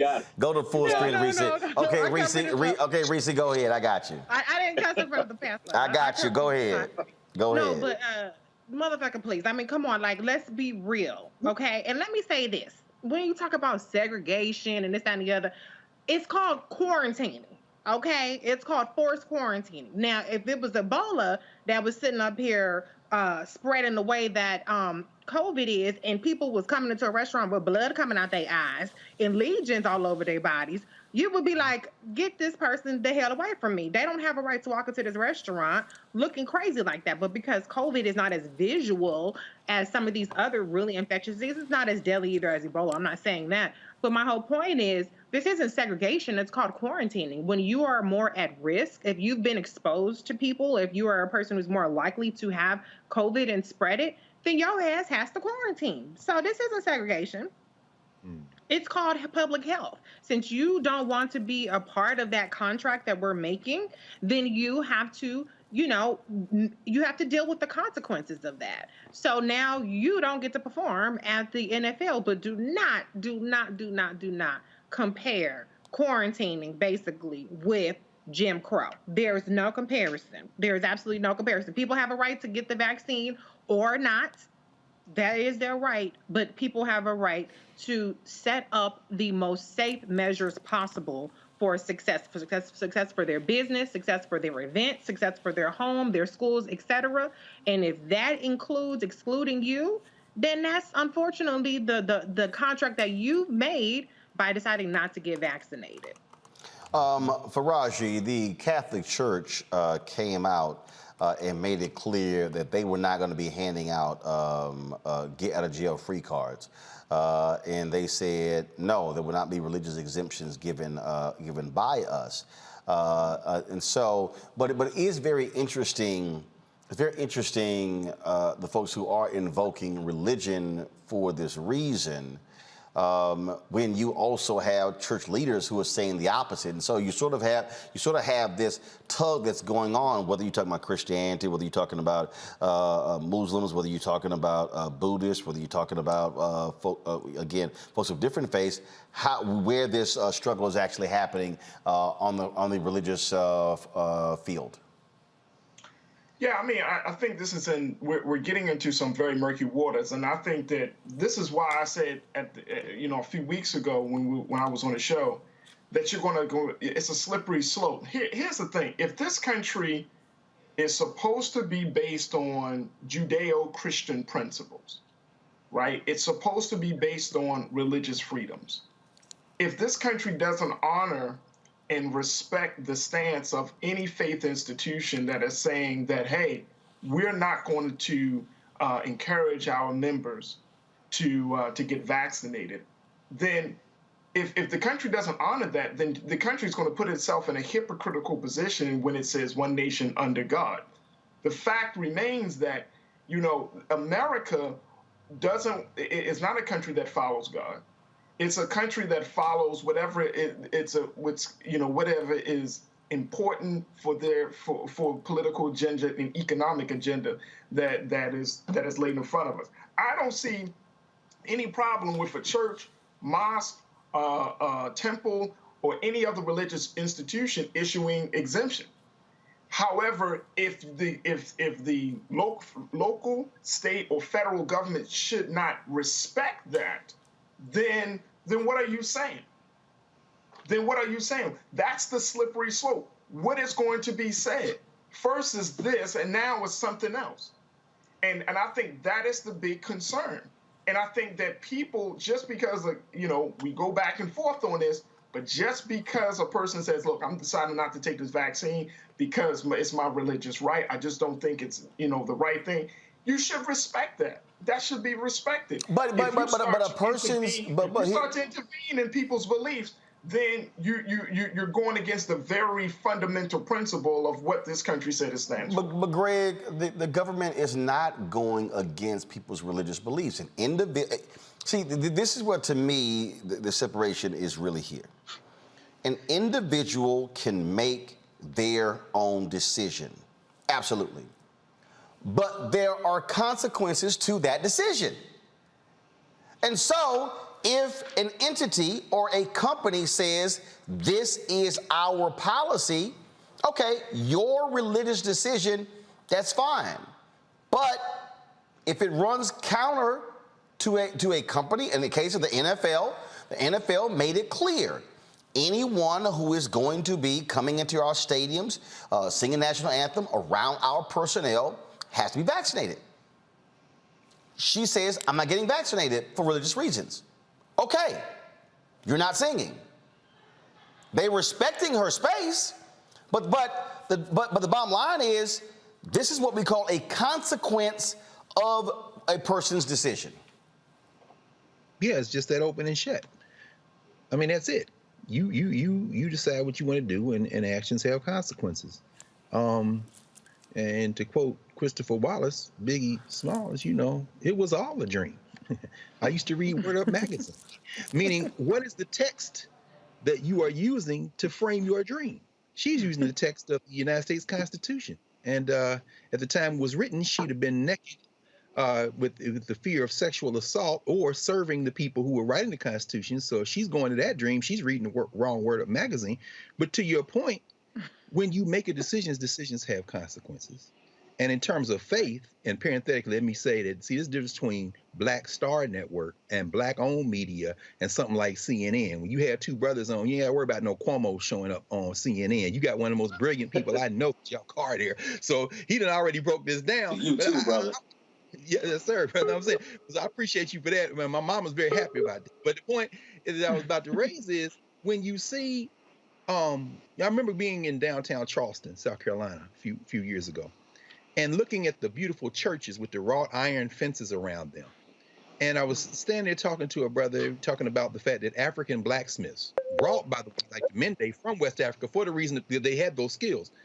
I said, it's interesting to consider what they were thinking when they made these fences. And the brother was like, yeah, do you think those white Christians understood that those blacksmiths, and if you know West African blacksmiths, they're very deeply spiritual people. In fact, they're spiritual practitioners, most of them. Do you understand that while they were building that fence y'all wanted them to build, they were praying that whatever you're praying to in there won't get out. So as spiritual practitioners, whatever we pray to, we are now protecting ourselves from you with this fence. I don't believe a damn thing. I don't believe in the God of Tate Reeves. In fact, my God will kill his God. My God ain't got no gender. My God ain't got no, That's and right. will overwhelm that white man that he thinks is in the sky. And if you think I'm gonna die and go to another white man, Tate Reeves, member of Kappa Alpha, Tate Reeves, who spoke to the son of the veteran Confederate veterans. Let me be very clear about this. The faith of America is white supremacy. Anybody who doesn't believe that believes in something else. We do not have a common God. Their God depends on the death of us. So whatever I'm praying to, bro, you don't want my thoughts and prayers because your ass to be dead with that rug on your head, Tate. Pastor Carr? Indeed. And see what my brother is. And again, I got to defer to the brilliance of Dr. Carr and to the brilliance of the Black Star Network for having the first major appearance of both of us at the same time. So you're not seeing double vision. Mom is 93 years old, celebrating, looking at the screen. But I'm glad to be here and having this conversation. Listen, when we talk about belief, this is why it's so divisive, because it's who do you believe in? What do you believe in? Do you believe in a core principle? Do you practice a core principle? If America practiced a core principle, we wouldn't even be here. The issue is that we're believing things that are different. Biggest fight I ever saw in college, I was first year at Tennessee State, Brother Greg. And my brother was SJ president at the time, and I was in the cafeteria. And three fellas who were with me, we went and got us some Coca-Cola and put it in the cup because it was the best thing we just all loved it. And I sat it down, and somebody said, "Hey man, that's my soda." And I said, "Oh, you talking about my cold drink?" And the other guy said, "What y'all niggas talking about? It's a pop." And there was this massive argument over the name of the liquid that was in the cup. Did it change the essence of what was in the cup? Did it chemically change it that we were fighting and at each other's throat? No, it didn't. You see, we have this common source. I always say the God of your acceptance and understanding because it gives us an opportunity to look at the common principles and practices. Does your religion require you to do something? As Dr. Taylor said, yes, Christianity requires you to do something. If you're a Muslim, Allah requires you to do certain things. If you're a Buddhist, it requires you to meditate. It requires you, if you are an Ifa, to go to divination. If you are studying Kemet, it requires you to reflect the God and Goddess. It is about the actions. What we're seeing is a crisis of action. So when people come to me and they say, as they have, hey, Rev, man, I don't really go to church. I watch your stream. I like it because it's not really religious. But can you hook a brother up with the religious exception letter? I say, you obviously have not watched my stream. And you obviously have not read our creed.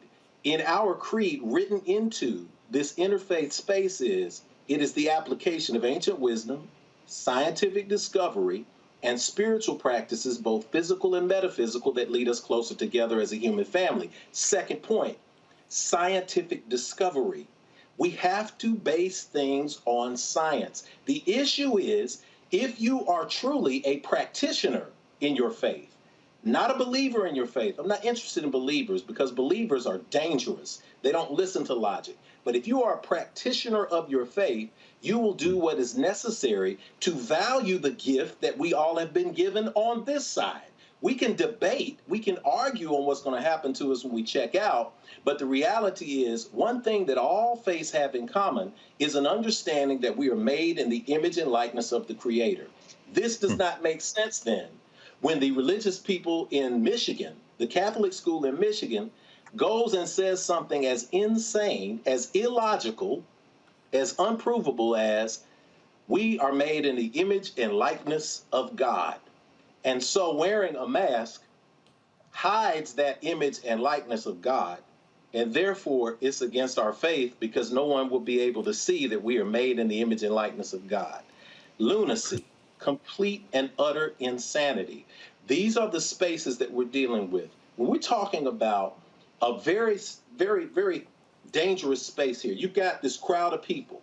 If I have my right hand here, you've got this crowd of people who are anti-vaxxers. They are not interested. They are not believers in the vaccine. I'm not going to say anything that may be pejorative to some people. You may just think that it's holistic health. On this other side, you have people who refuse to wear a mask, who refuse to take care of themselves. Now, you might be a really good driver, as Brother Roland said, but having a driver's license doesn't determine whether you're a great driver or not. But go out there and drive without a driver's license and see what happens to you. So you're not wearing this mask. So you have these two populations of people now who are now converging in the middle. The people who don't believe in the vaccine and won't take it, the people who will not wear masks and also want to go out and party, send their kids to school with my kids, and this is converging in this space. And this overlap space here, right in the middle, that's what's producing that Delta variant. That's where it's coming from. And it's going to continue to ravage us until we get beyond those spaces of blaming this on a God and instead say, getting a vaccine, wearing a mask, making sure that we take care of ourselves and others is as common sense as wearing a seatbelt or getting a driver's license to drive a car. Dr. Turner? I'm sorry, who's was that Faraji? Who's that? Yes, sir. Go ahead. You know, I'm listening to you, Pastor Carr, and I appreciate your insight on this, but I just do disagree with you on that point of this is not a pandemic, as the president just said today. This is not a pandemic of the unvaccinated.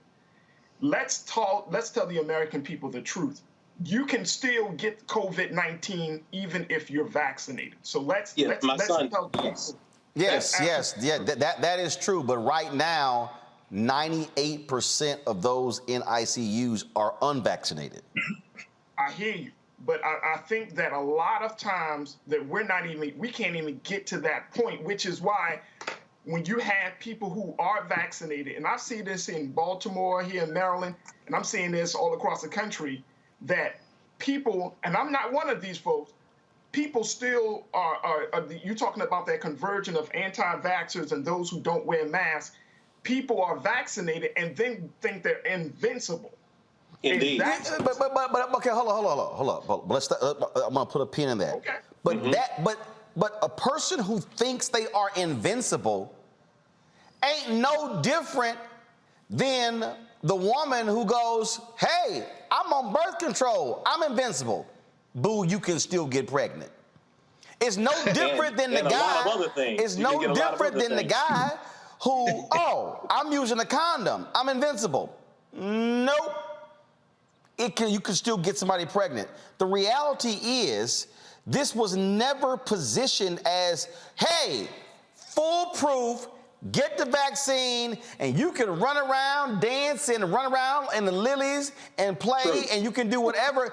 People assume that because this is the problem in America, Faraji. Americans are so arrogant, we think there's a shot or a pill to fix everything. Facts. Yes. Yeah, let me chime in if I can. So hold up, Faraji, then Dr. Turner. Faraji, go, then Dr. Turner next. Yeah, I'm in total agreement with that. And I think that's part of the problem as to why we're still not seeing people taking this very seriously, or even more so, taking responsibility of their own action by masking up. But the thing is just because you don't want to take the vaccine doesn't necessarily put you in the group of being an anti-vaxxer. That I don't agree with that. Just because you don't take the vaccine because it's an experimental vaccine, it's pushed by multinational companies from Pfizer to Moderna who are getting richer as we're getting sicker. And you can look at how much money, there was a story about how Moderna, for example, has made was a $6 billion company and has grown over a 19-month period to a $200 billion company. They call it the Teslification of Moderna because of the astounding growth. Hold on. I'm gonna go Dr. Turner, but I gotta stop you there. When people talk about change your diet and go from eating meat to fresh fruits and vegetables, does the stock price of the company that produces the fruits and vegetables go up? Oh, absolutely. So here's the deal, okay? Somebody got to make the vaccine. So here's the question. Does the government make it? Does private companies make it? Who makes it? I don't give a damn who's making money from it. I really don't. At the end of the day, because here's the deal though, that has nothing to do with saving a life, because you know what? It's a whole bunch of black people right now with diabetes. And you know what they're taking? Diabetic medication. Somebody getting paid off of that. Now, guess what? If you fall into a diabetic coma, ain't no black family sitting there going, "Mom, we don't know what's in that diabetic medication." You sitting there saying, "No, save Big Mama, save Pawpaw, save Mama, save Daddy." So I'm not tripping on a company and what they're making on it, because you know what? It's America. Somebody gonna make something and get paid. Here's my only pushback on that, Brother Roland, because you know I love and respect your thoughts on it. But here's my pushback. Because America is a capitalistic country, that type of growth, that type of revenue will put people, when you have multinational companies, you know it like I know it, they influence economic policy and they influence healthcare policy based upon financial gain, not based upon the general welfare of the people, but based upon money.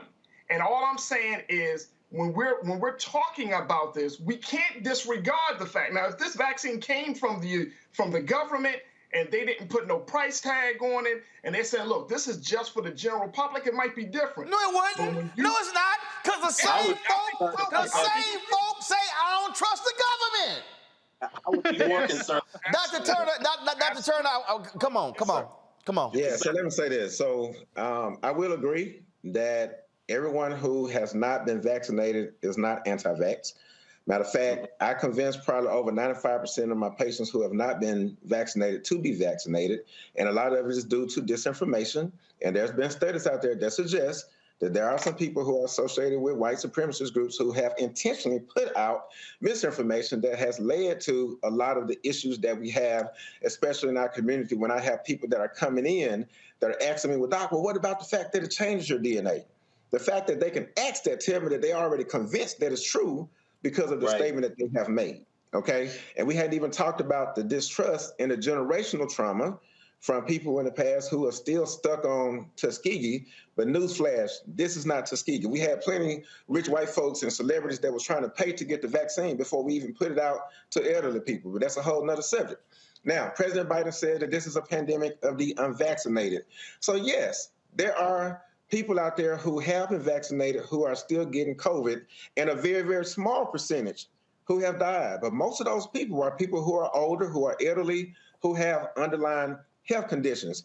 We told y'all in the beginning that the Pfizer and Moderna had about a 95% efficacious rate, which typically means if you got 100 people, it's possible that 5 of those persons can still get COVID. We have always known that you can still get COVID. The goal is for COVID not to get you.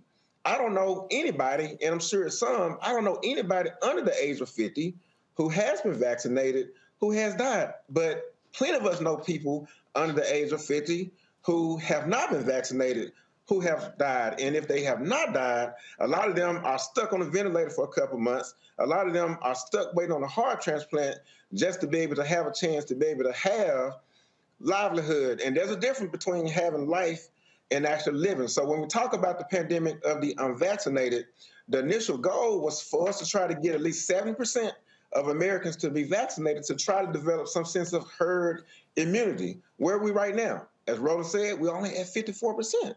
And we've been in this for quite some time. And we made this political in the beginning when we shouldn't have. But when the last time y'all known anybody who's been diagnosed with Ebola? That's an excellent point. Now,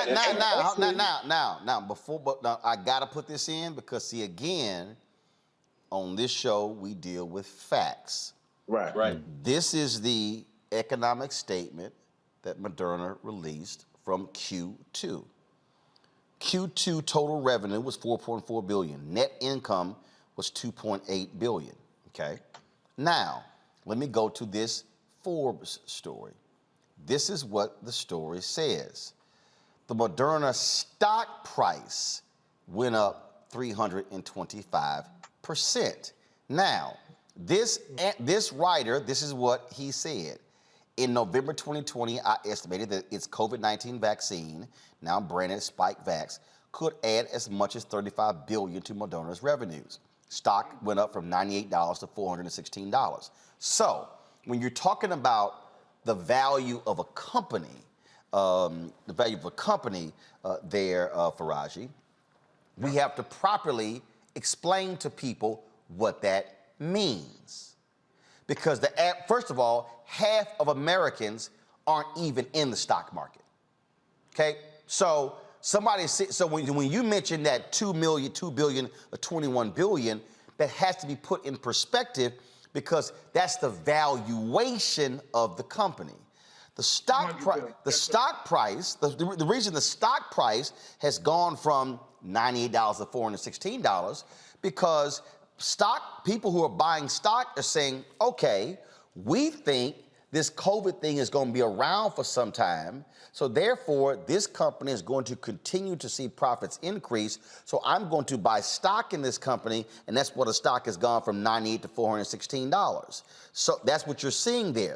Now, if what Dr. Turner said actually happens, if more people actually get vaccinated and you create that herd immunity, then you are not going to see these projections that we're going to be in this wilderness for several years. And so you know what's going to happen? That stock price is going to go down because the projection of 35, 50, or 100 billion over the next several years is not going to happen because you're not going to need that many vaccines. So what the people who are buying the stock are banking on, they're actually banking on the unvaccinated people, not getting vaccinated, which means we're going to have to see more vaccines, one. Two, more variants created. So guess what happens when you create more variants? Booster shots. So you have the Delta variant, you got the Lambda variant, you got the Mute variant. So the health people like Dr. Turner are trying to stop that from happening so we're not going to see multiple variants which require multiple vaccines, multiple boosters. And so the people sitting at home have to understand how they are projecting. So yes, the valuation, Moderna today, their company valuation is more today than it was in the last quarter in 2020, primarily because of what is happening with the vaccine and the need for more vaccines and the fact that 54% of the country is fully vaccinated, but that still doesn't matter because if you have people who continue not to be vaccinated and more variants are created, it's going to require more shots and continue, and they're going to keep pumping those things out. So those who don't want to get vaccinated, who are complaining about Moderna and the money they're making and Pfizer making the money they're making, they're contributing to that. That's right. Self-fulfilled prophecy right there. My only thinking about this very quickly, Brother Roland, is that we know that like any other company when you have multinational companies, they have lobbyists. When those lobbyists go to the lawmakers, those lobbyists are being backed by companies that are bringing in billions of dollars in revenue. Right, and what does the lobbying have to do when? Okay, no, hold up. See, I'm just breaking this. But I'm asking you, what does the lobbying have to do with 54% of the country only being fully vaccinated and variant spreading? What does it have to do with it? Here's what it is. The lobbyists are going to lawmakers that are going to push for certain things to be done on behalf of the companies. No! They're pushing for this because there are people like Dr. Turner who are literally quitting hospitals and nurses. They're pushing for it. Pull the graphic up because 677,000 people have died. 41.4 million in America have been infected. That's what's going on. At some point, we have got to stop associating the lobbying as if we are not engaged in an international health crisis. Well, Roland, if I Roland, just go interject ahead, for a Rick. second. Yeah, just right quick, on the international piece, I think you put it where it need to be put. All these things are operating at the same time.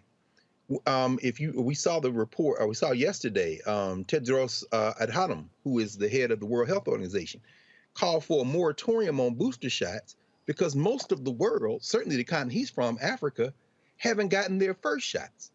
And so, to one of the things you're talking about, Faraji, I think, when you have an international lobby, the EU, for example, has purchased X number of shots. We saw the story last week from South Africa where Johnson & Johnson sent shots from Johannesburg to the EU when the South Africans haven't been vaccinated yet, and their excuse was the EU already paid for them. There's a lot going on, and so while even just at half the people in this country have 2 shots, the fact of the matter is no one in the world is safe until everybody gets it. So while you have anti-vaxxers, you have folks who have alternate reasons they're not taking the vaccine here in the United States, you have a world that is largely unvaccinated, and you have multinational corporations who are engaged in what Naomi Klein and others call disaster capitalism. So to your point, Roland, they're going to make a profit, but they are not coming in with clean hands for this reason. And I'm not saying you shouldn't take the vaccine. I got my vaccine because all these things can be happening at the same time. The proprietary nature of the intellectual property that went into those vaccines, Moderna is not cooperating with Johnson & Johnson, neither one of them cooperating with Pfizer. And when humanity is now facing this wave that could kill off the damn species, these companies not only are not collaborating with each other, their lobbyists are pushing so that the Biden administration, for example, did not turn the technology behind the vaccine loose, and they had the leverage to do this on a global level so that scientists all over the world could develop the vaccine. That's why But remember, that was actually a decision made by the Trump administration. I agree, but Biden administration has reinforced it. Right, and so it was already set in stone. Right. And what they did was continue it, as opposed to what they should have said, that this is a public good. And what they should have done is what President Franklin Delano Roosevelt did when he made Carnegie and DuPont and Kaiser and Ford and Boeing all work together to say, we got to win World War II. Damn your little monopolies. Y'all work together. That's exactly. That's exactly right. In fact, I just end with this, Roland. You just made the point, brother. Humanity is facing this crisis. COVID has no respect of race, ethnicity, class, and you're exactly right. At the pressure points, one of the reasons humanity is threatened at this point is precisely because of what you said. People have to step up now. People have to step up. And so, yeah, I mean, but the reason I'm saying this, and this is why, again, Black Star Network, Roland Martin Unfiltered, everybody understand, this is not going to be a conversation anywhere else. This is the most sophisticated level of conversation to get to the point where we realize if you're going to make a decision about whether or not to take this vaccine, it's got to be an informed decision because COVID grows with ignorance like any other disease. You're not going to get a sophisticated conversation like this. Nobody's getting so here's what I'm about to do. I'm about to do a final round for each one of you. Pastor Carr, you're going to be first. Reese next. Then Turner. Then Faraji. Then Dr. Carr close us out. So Reverend Carr, go. All right. Thank you. First and foremost, to accentuate what my brother said, nowhere else are you going to find this. I think our mantra for this conversation and conversations before and after this, rather, should be around what we talked about last night on this very show. Bring your eyeballs home. Every person who is interested in an informed opinion can get it right here. We're talking about science right now. It's important to note that no official church body in itself has issued a dictate to say, don't get a vaccine, don't get a mask. They have all told you to go to the CDC. Certain leaders have politicized this issue. I'm a person who has seen this up close. I've been a vegetarian for 31 years. I don't get the flu vaccine. And yet, my wife, my son, and I got the J&J shot because my son has a pre-existing condition of asthma. So very glad because he recently tested positive and had to get through COVID. I think it's important for us to note that the CDC and non-internet specialists and scientists like Dr. Turner are reminding us that the vaccine does not protect you from getting COVID. No one's ever said that. What it prevents you from is being sick to a place where you be on a ventilator or dying. And being one of the people who I've had the task of putting under the ground over the last year, in the last year, I've done more funerals and participated in more funerals than I have in the last 10 years. I don't know anyone who I've put in the ground and spoken last rites over who has passed away from the vaccine. I do know plenty who have passed from the disease and the complications that have come. Dr. Turner can tell you about asymptomatic carriage and asymptomatic transmission. If you're not protecting yourself, we will find ourselves in a space where we are depending on the majority in this country to do the vaccine, to take the vaccine, and to provide herd immunity for us. There is no religious reason to claim that you're not going to be a part of being safe for our community, not in any religion that I teach about, not in any spiritual path. If you have this personal space, make sure that you're consistent. As a vegetarian, I helped triple the stock price of Beyond and Impossible meat when it came out in Burger King. I got an Impossible Whopper because I come from the old days when you actually had to boil the soy and get the curd off for the tofu and get the skim off the top for the milk. I was excited that I could have a burger from Burger King and not have to just eat potato chips and fries. Guess what? I can't tell you what's necessarily in that. And neither can all the new excited vegans who go and run and eat the products that are there. But they eat it because that is what people do when they are seeing a need that they have. We are in a space right now where we have to begin to ask the question, and this is how I'll end it. If we're talking about lobbyists, if we're talking about big pharma, if we're talking about who stands to benefit, if we're talking about politics, who wins in a capitalistic society? Is it a win when you kill the disease, or is it a win when you keep the disease going? Let's be smart. Keep our eyeballs here at home. Reese. Okay, very quickly. Number one, the country that has the most vaccines administered is China. Not a capitalist country, it's a communist country, and Moderna is not one of those. And so there are a variety of vaccines, I think over a dozen vaccines worldwide. Not all of them are approved, obviously, in the United States, but there are more vaccines than the 3 that are approved for use in the United States. Number two, the most race and socioeconomic neutral prescription for COVID-19 in the United States, obviously, as we just discussed, not in the world, is the COVID-19 vaccine. It's free for everybody. Unlike EpiPens, which Joe Manchin's daughter raised the price on, unlike insulin, where people can't even afford their diabetic medicine, the vaccine is free and readily available throughout the entire country. That's number two. And then number three, I know there are sensitivities about anti-vax, whether you're anti-vax or whether you're vaccine hesitant or whether you just refuse to get the vaccine personally.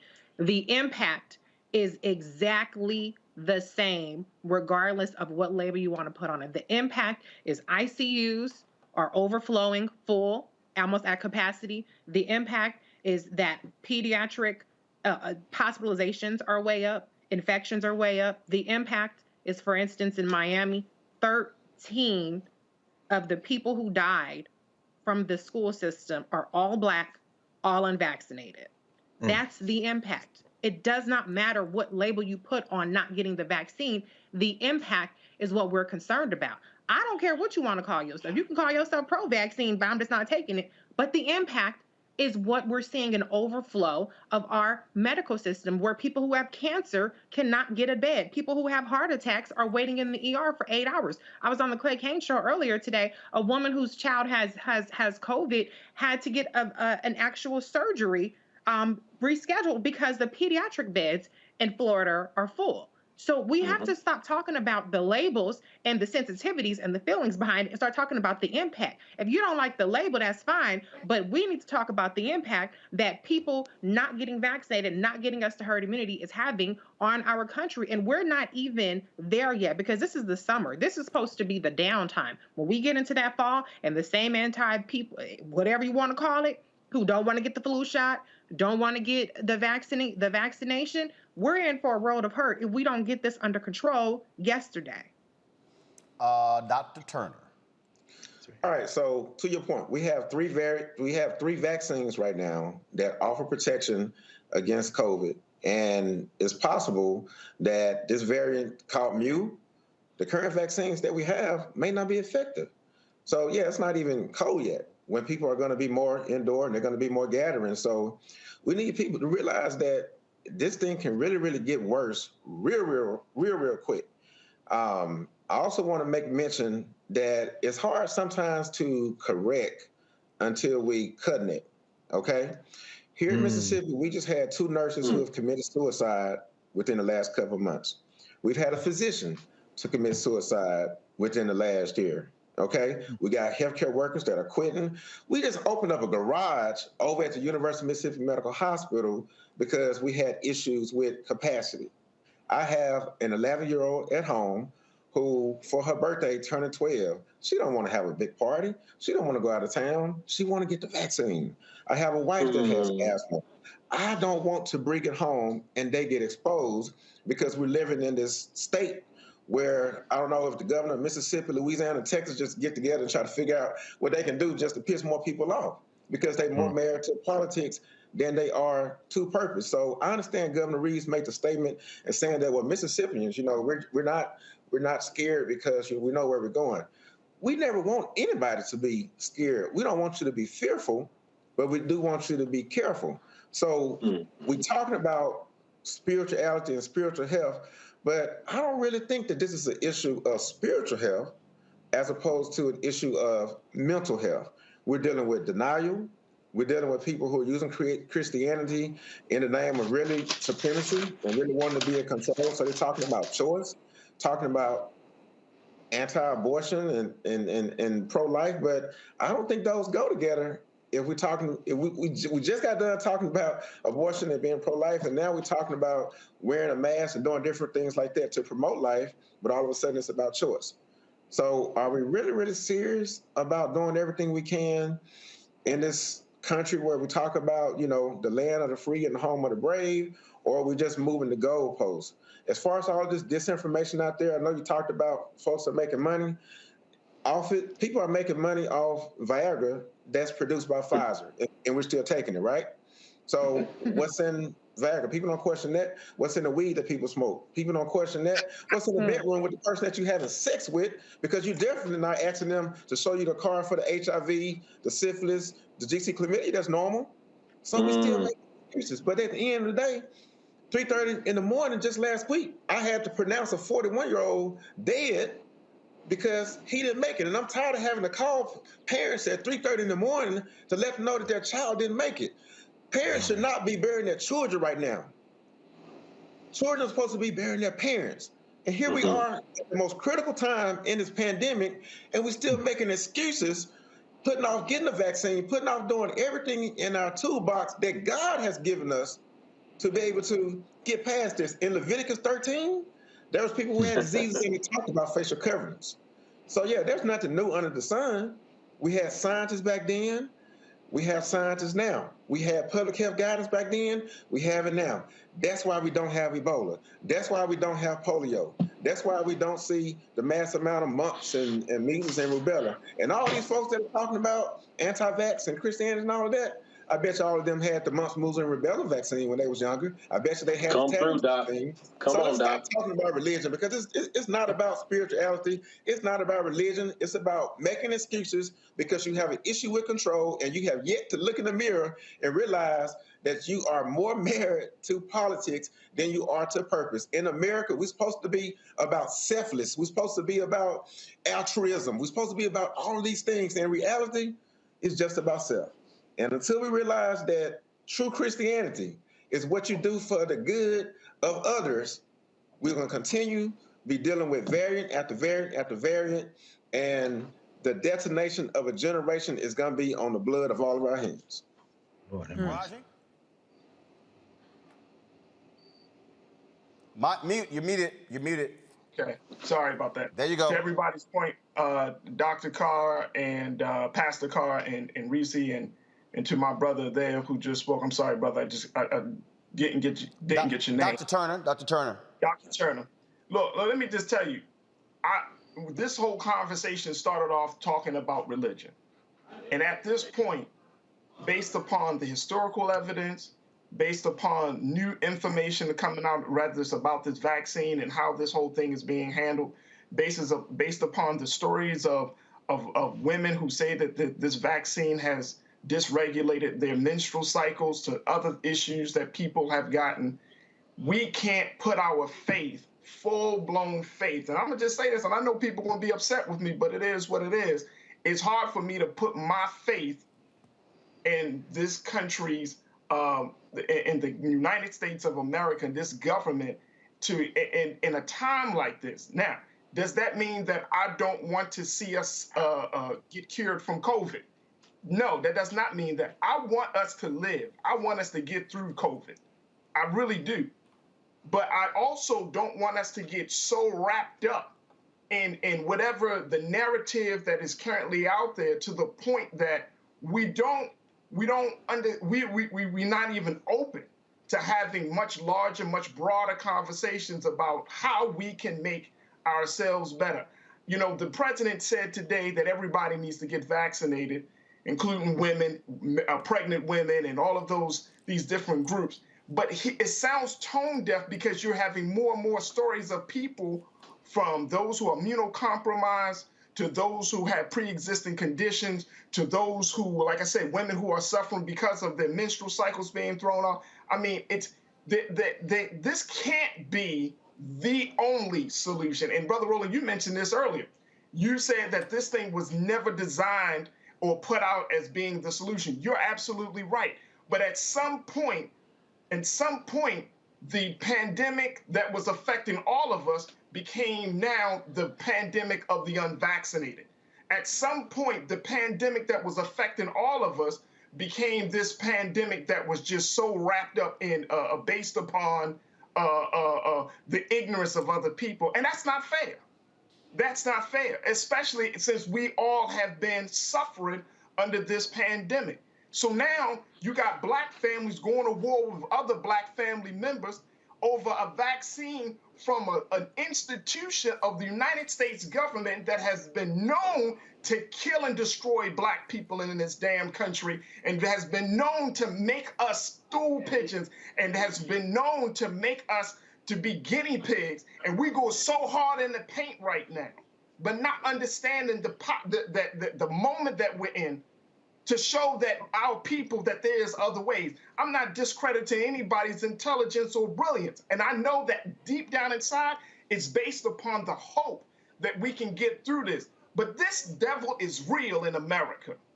And we can't act as if the United States government has not tried to kill off black people wholesale.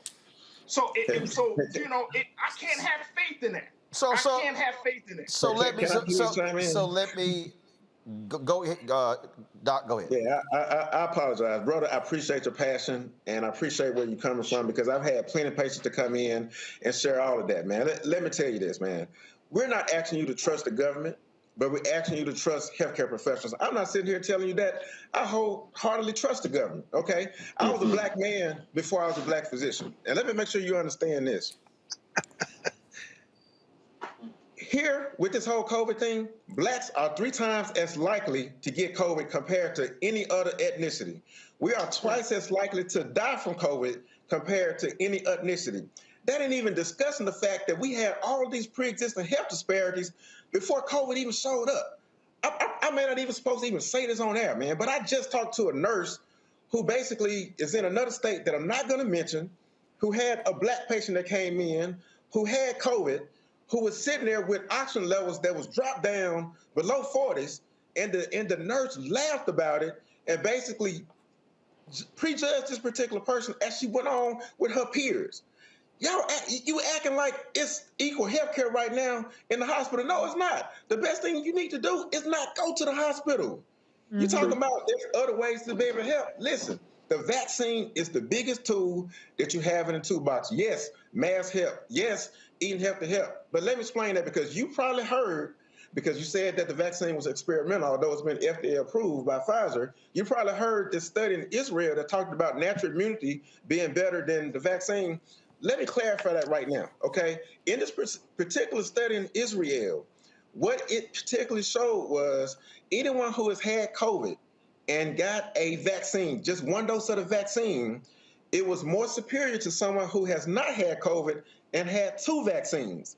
The conclusion from the study is natural immunity that has been produced after you have had COVID is better than not having COVID and having 2 vaccines. So someone who's had COVID, do they still need to have 2 doses or can they have 1 dose? That study didn't say that natural immunity in general is better. So people misheard that study just like you and concluded that, okay, I just need to eat healthy and I need to exercise. Those things are the minimum you should be doing. We've been promoting that, but folks want to listen. They just want to get Adipex and think that they're just going to get a weight loss surgery and get better. All right? So understand that there's people out there like myself, there's white people and other people that realize that, yeah, we're not where we need to be, but brother, we've come a long way since Tuskegee. And we're not where we need to be, but this is not it. And we really need to stop acting like it, because this thing is ravaging our communities. At one point in Mississippi, over 70% of the people that was being diagnosed with COVID looked like me and you, man. Over 60% of the deaths that was ravaging our community, those were us. So I led a coalition here in Mississippi. We got connected with every HBCU, Jackson State, Alcorn Valley, Russ. I got with Dr. Dobbs, our state health director. We had blacks that were showing up at the ER and they wouldn't even give them a COVID test. We got all of that fixed. We took the COVID testing to the community. We went to the hood. We went to doors and did all of that. And now the percentage of people in Mississippi who are getting COVID and suffering is more consistent with the population. So yes, we understand where you're coming from. The fight is still on, but please don't think that this particular situation is intentionally done to destroy the black community, because this ain't it, man. So can I say something about pregnancy? Can I say something about pregnancy? Reese, go ahead. I just want to say, I am a woman who went through a pregnancy during a pandemic, and it was traumatic. The one thing that OBGYN said every time is don't get COVID. I was holed up in the house. I didn't go nowhere. I didn't do nothing. Nobody came over here. All kind of people was pissed off at me. But I said, all the thing y'all got for me, if something happens to my baby or me, is thoughts and prayers. And that ain't good enough for me. And thank God I had my baby healthy with a mask on in the hospital, getting my stomach tore open, okay? And she's here and she's alive and healthy and thriving. The facts of the matter is, in the state of Mississippi alone, 8 pregnant women have died in the past several weeks. The state director there said that the fetal deaths after 20 weeks is doubling in pregnant women who have COVID. COVID is safe for pregnant women. the COVID vaccine, let me be clear. The vaccine is safe for pregnant women. My sister is pregnant and she has the vaccine. There's a baby shower that's been this weekend in my family and gender reveals. Now, I ain't going to no big ass event, but those girls are vaccinated, okay? And they are going to have their babies. They're having healthy pregnancies.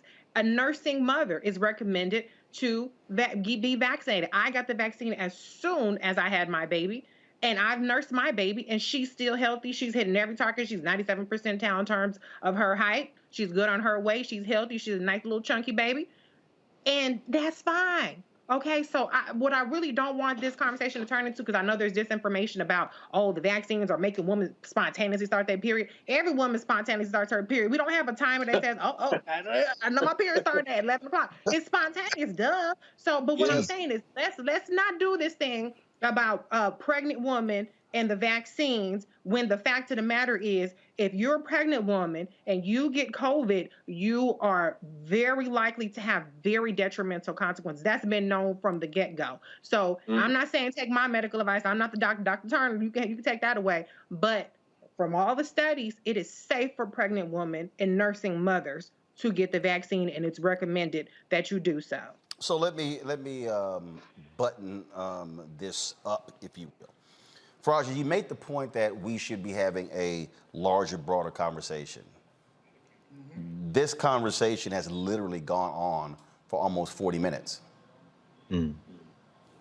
That's exactly what this is. That is the conversation. Here we have PhD. Here we have Sister, Black Women's Views. Here we have a medical doctor. Here we have you as a radio talk show host. Here we have a pastor. We got a broad section of black folks here. Different perspectives, different backgrounds.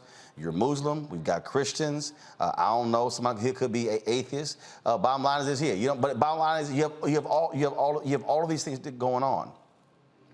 This has nothing to do with putting all of the trust into the federal government. No one's putting their trust into the federal government. Nope. But the reality is this here. We, from the beginning on this show, had said, we are going to put our trust in black doctors and scientists. Now, if I have to make a decision, and we know for a fact, right now we know for a fact, that with the opioid crisis, white doctors and their racism, where they were not prescribing opioids to black people. We know for a fact that black women are dying and their children are dying because white doctors are misdiagnosing them and not listening to them. We know for a fact that black people get better health care from black medical practitioners. That's why the black woman who's head of the American Medical Association, the largest medical group, we've had her on the show. That's why the Black Doctors Group is called the National Medical Association. We've had them on the show. That's why we featured numerous black doctors, black scientists from HBCUs. Here is the question that we as black people have got to answer. If we don't trust the government and we don't trust white folk, and we got all these black folks who are experts and we don't want to listen to them, well then who the hell are we going to listen to? I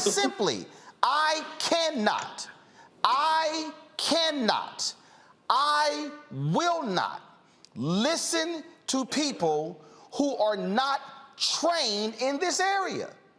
It's not going to happen. I will not ask somebody to pray for me who don't know how to pray.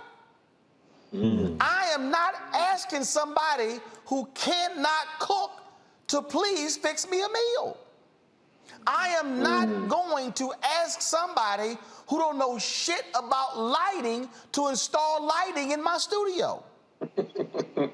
I am never, anybody watching me, we will never ask somebody who don't know a damn thing about cars on how to repair our car. Right. We are not going to go to a lawyer for a root canal. We're not going to go to a dentist to file a lawsuit. So we're now left at this point where we have to make a determination: who are we going to listen to? Where are we going to get our information from? And how are we going to distill the facts? Dr. Carter laid out the facts when it comes to that Israeli study. I've seen videos floating around of folks standing up talking about, I'm Dr. So-and-so, I got a PhD, but they have not treated anybody when it comes to COVID. What we're dealing with right now is literally our medical system is in dire straits. A veteran, white man in Texas, who had a particular pancreatic illness. Doctor said he's never lost a patient because of that illness.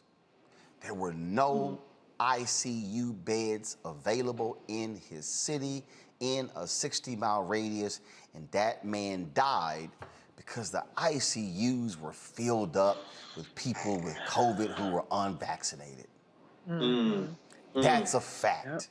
So we're left with a decision. And here's the decision.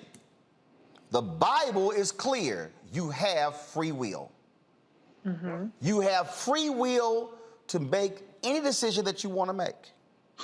That's right. But with that free will comes a consequence. And the reality is, We've seen numerous stories, and I've talked when I interviewed Jeffrey Osborne. Jeffrey Osborne's manager, dead, COVID. Drummer, dead, COVID. Family member, dead from COVID. My head of security, black man, his best friend, would not get vaccinated. He tried everything. My head of security had to plan his best friend's funeral. All I'm saying is, at some point, the rubber's gonna meet the road, and we're gonna have to make some decisions, because here's the deal.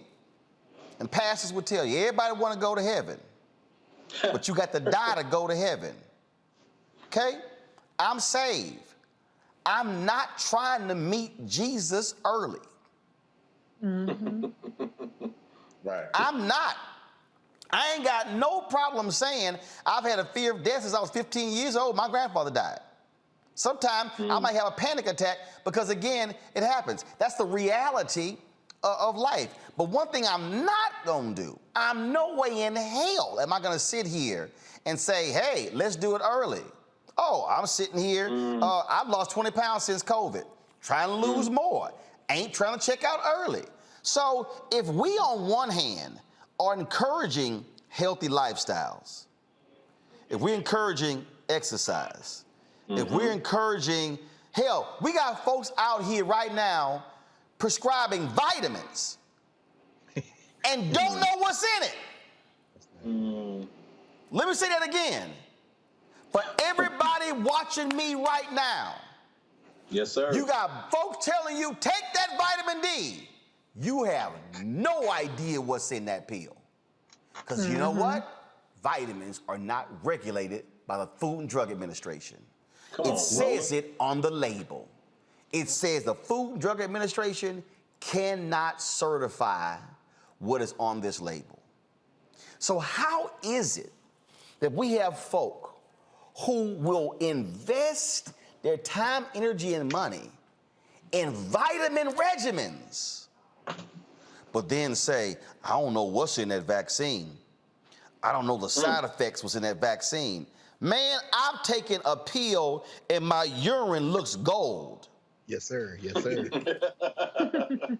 Come on through, Roland. So I just want us to understand that our role here is we are going to provide a significant amount of information, but what we are not going to do is entertain conspiracy theories, nor are we going to give people bad information, because the problem is this. Dr. Ebony Hilton said it. 1 out of every 421 black folk are passing away. The black life expectancy has decreased. We were already lower than white people. It has decreased due to COVID. We are not going to contribute to that actually decreasing further. And so what I want us to do is not to get caught up in, and I'm just being straight up. I'm being straight up.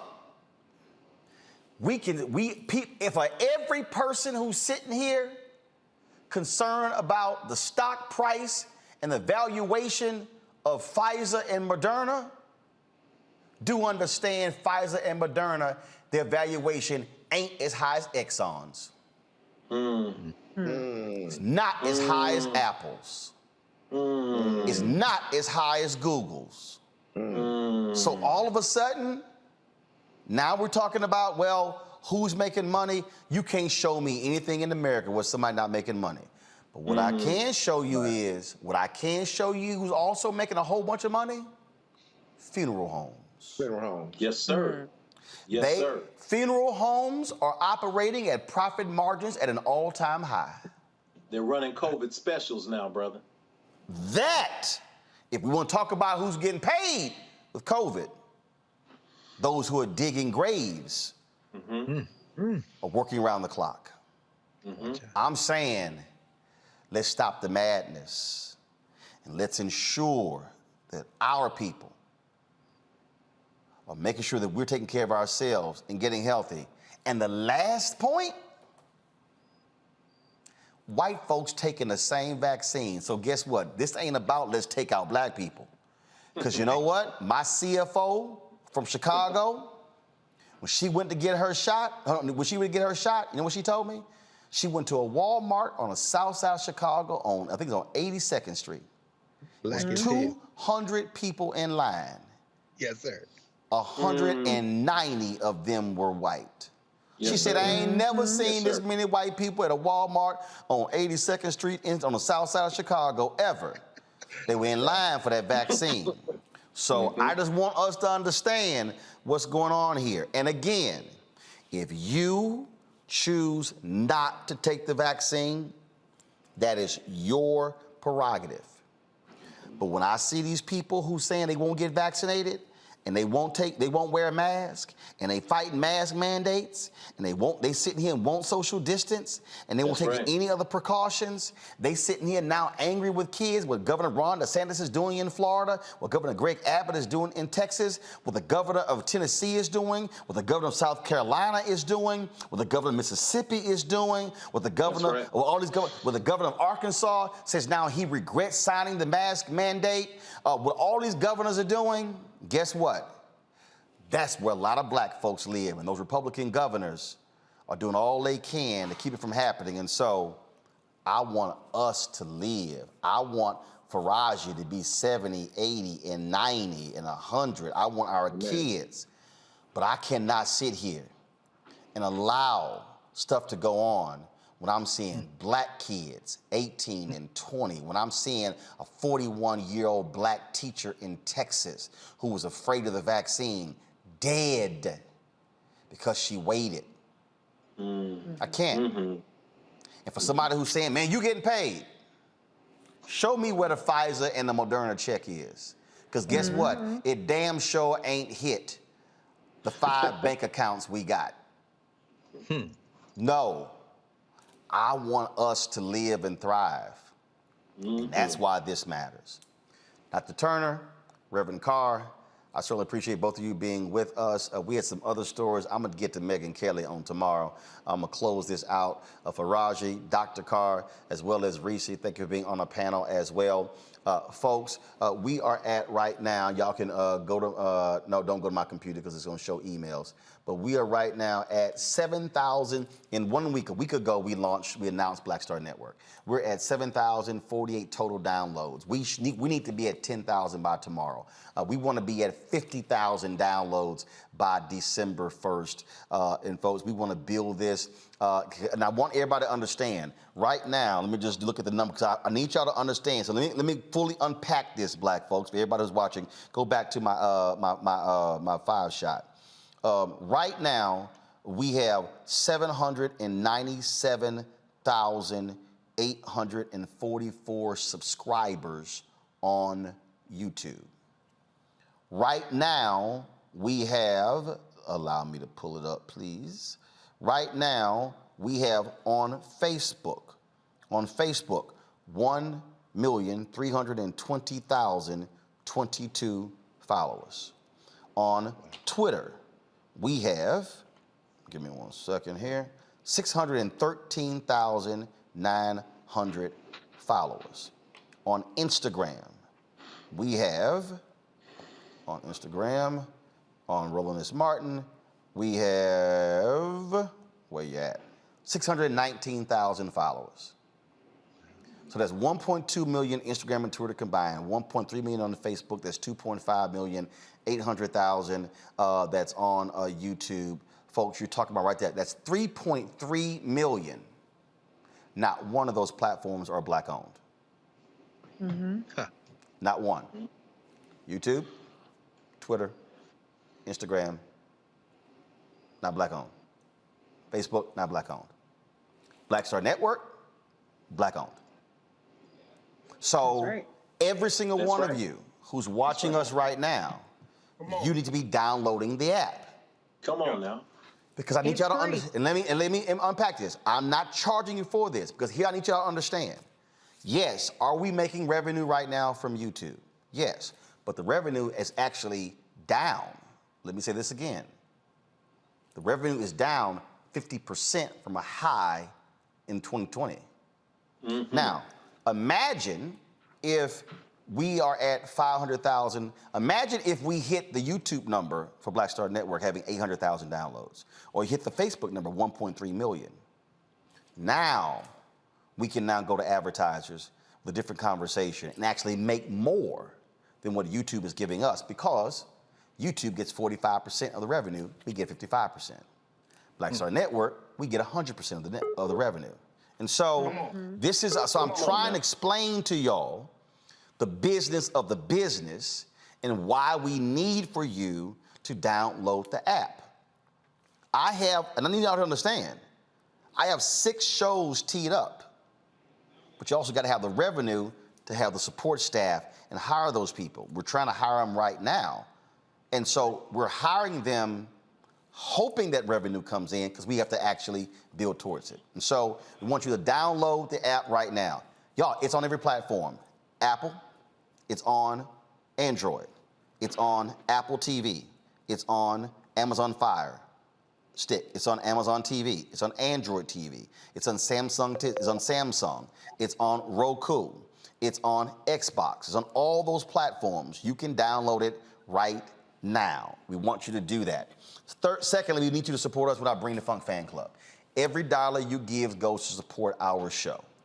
I was just in Nashville broadcasting there. I'll be back once a month. We're going to be in Atlanta on Tuesday. Right now, I'm trying to plan the broadcast from the Hampton University Classic taking place on September 18th. We're going to be at the Magic City Classic in Birmingham next month. We're going to be at the Bayou Classic in November. I would love for us to actually be at Black HBCU Homecoming every single week.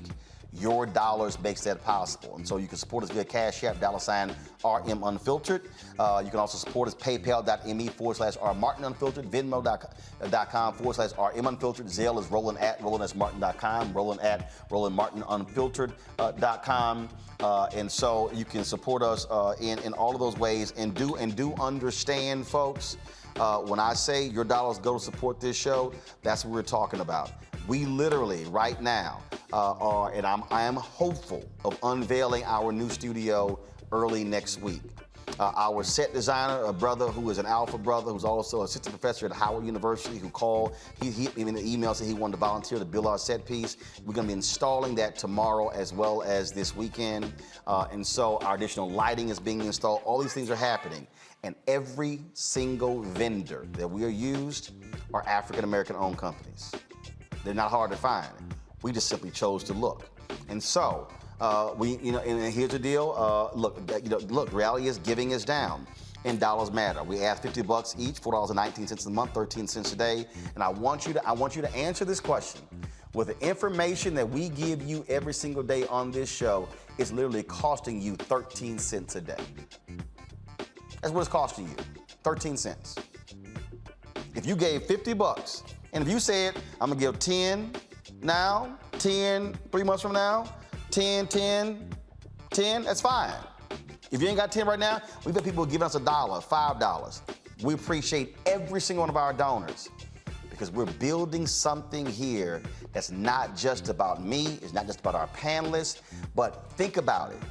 When we build this show and build a network, and we have 6, 8, 10, 12 shows, and we have 20, 30, 40, 50 staffers, and then we're supporting numerous other companies, that's called Black collective economics.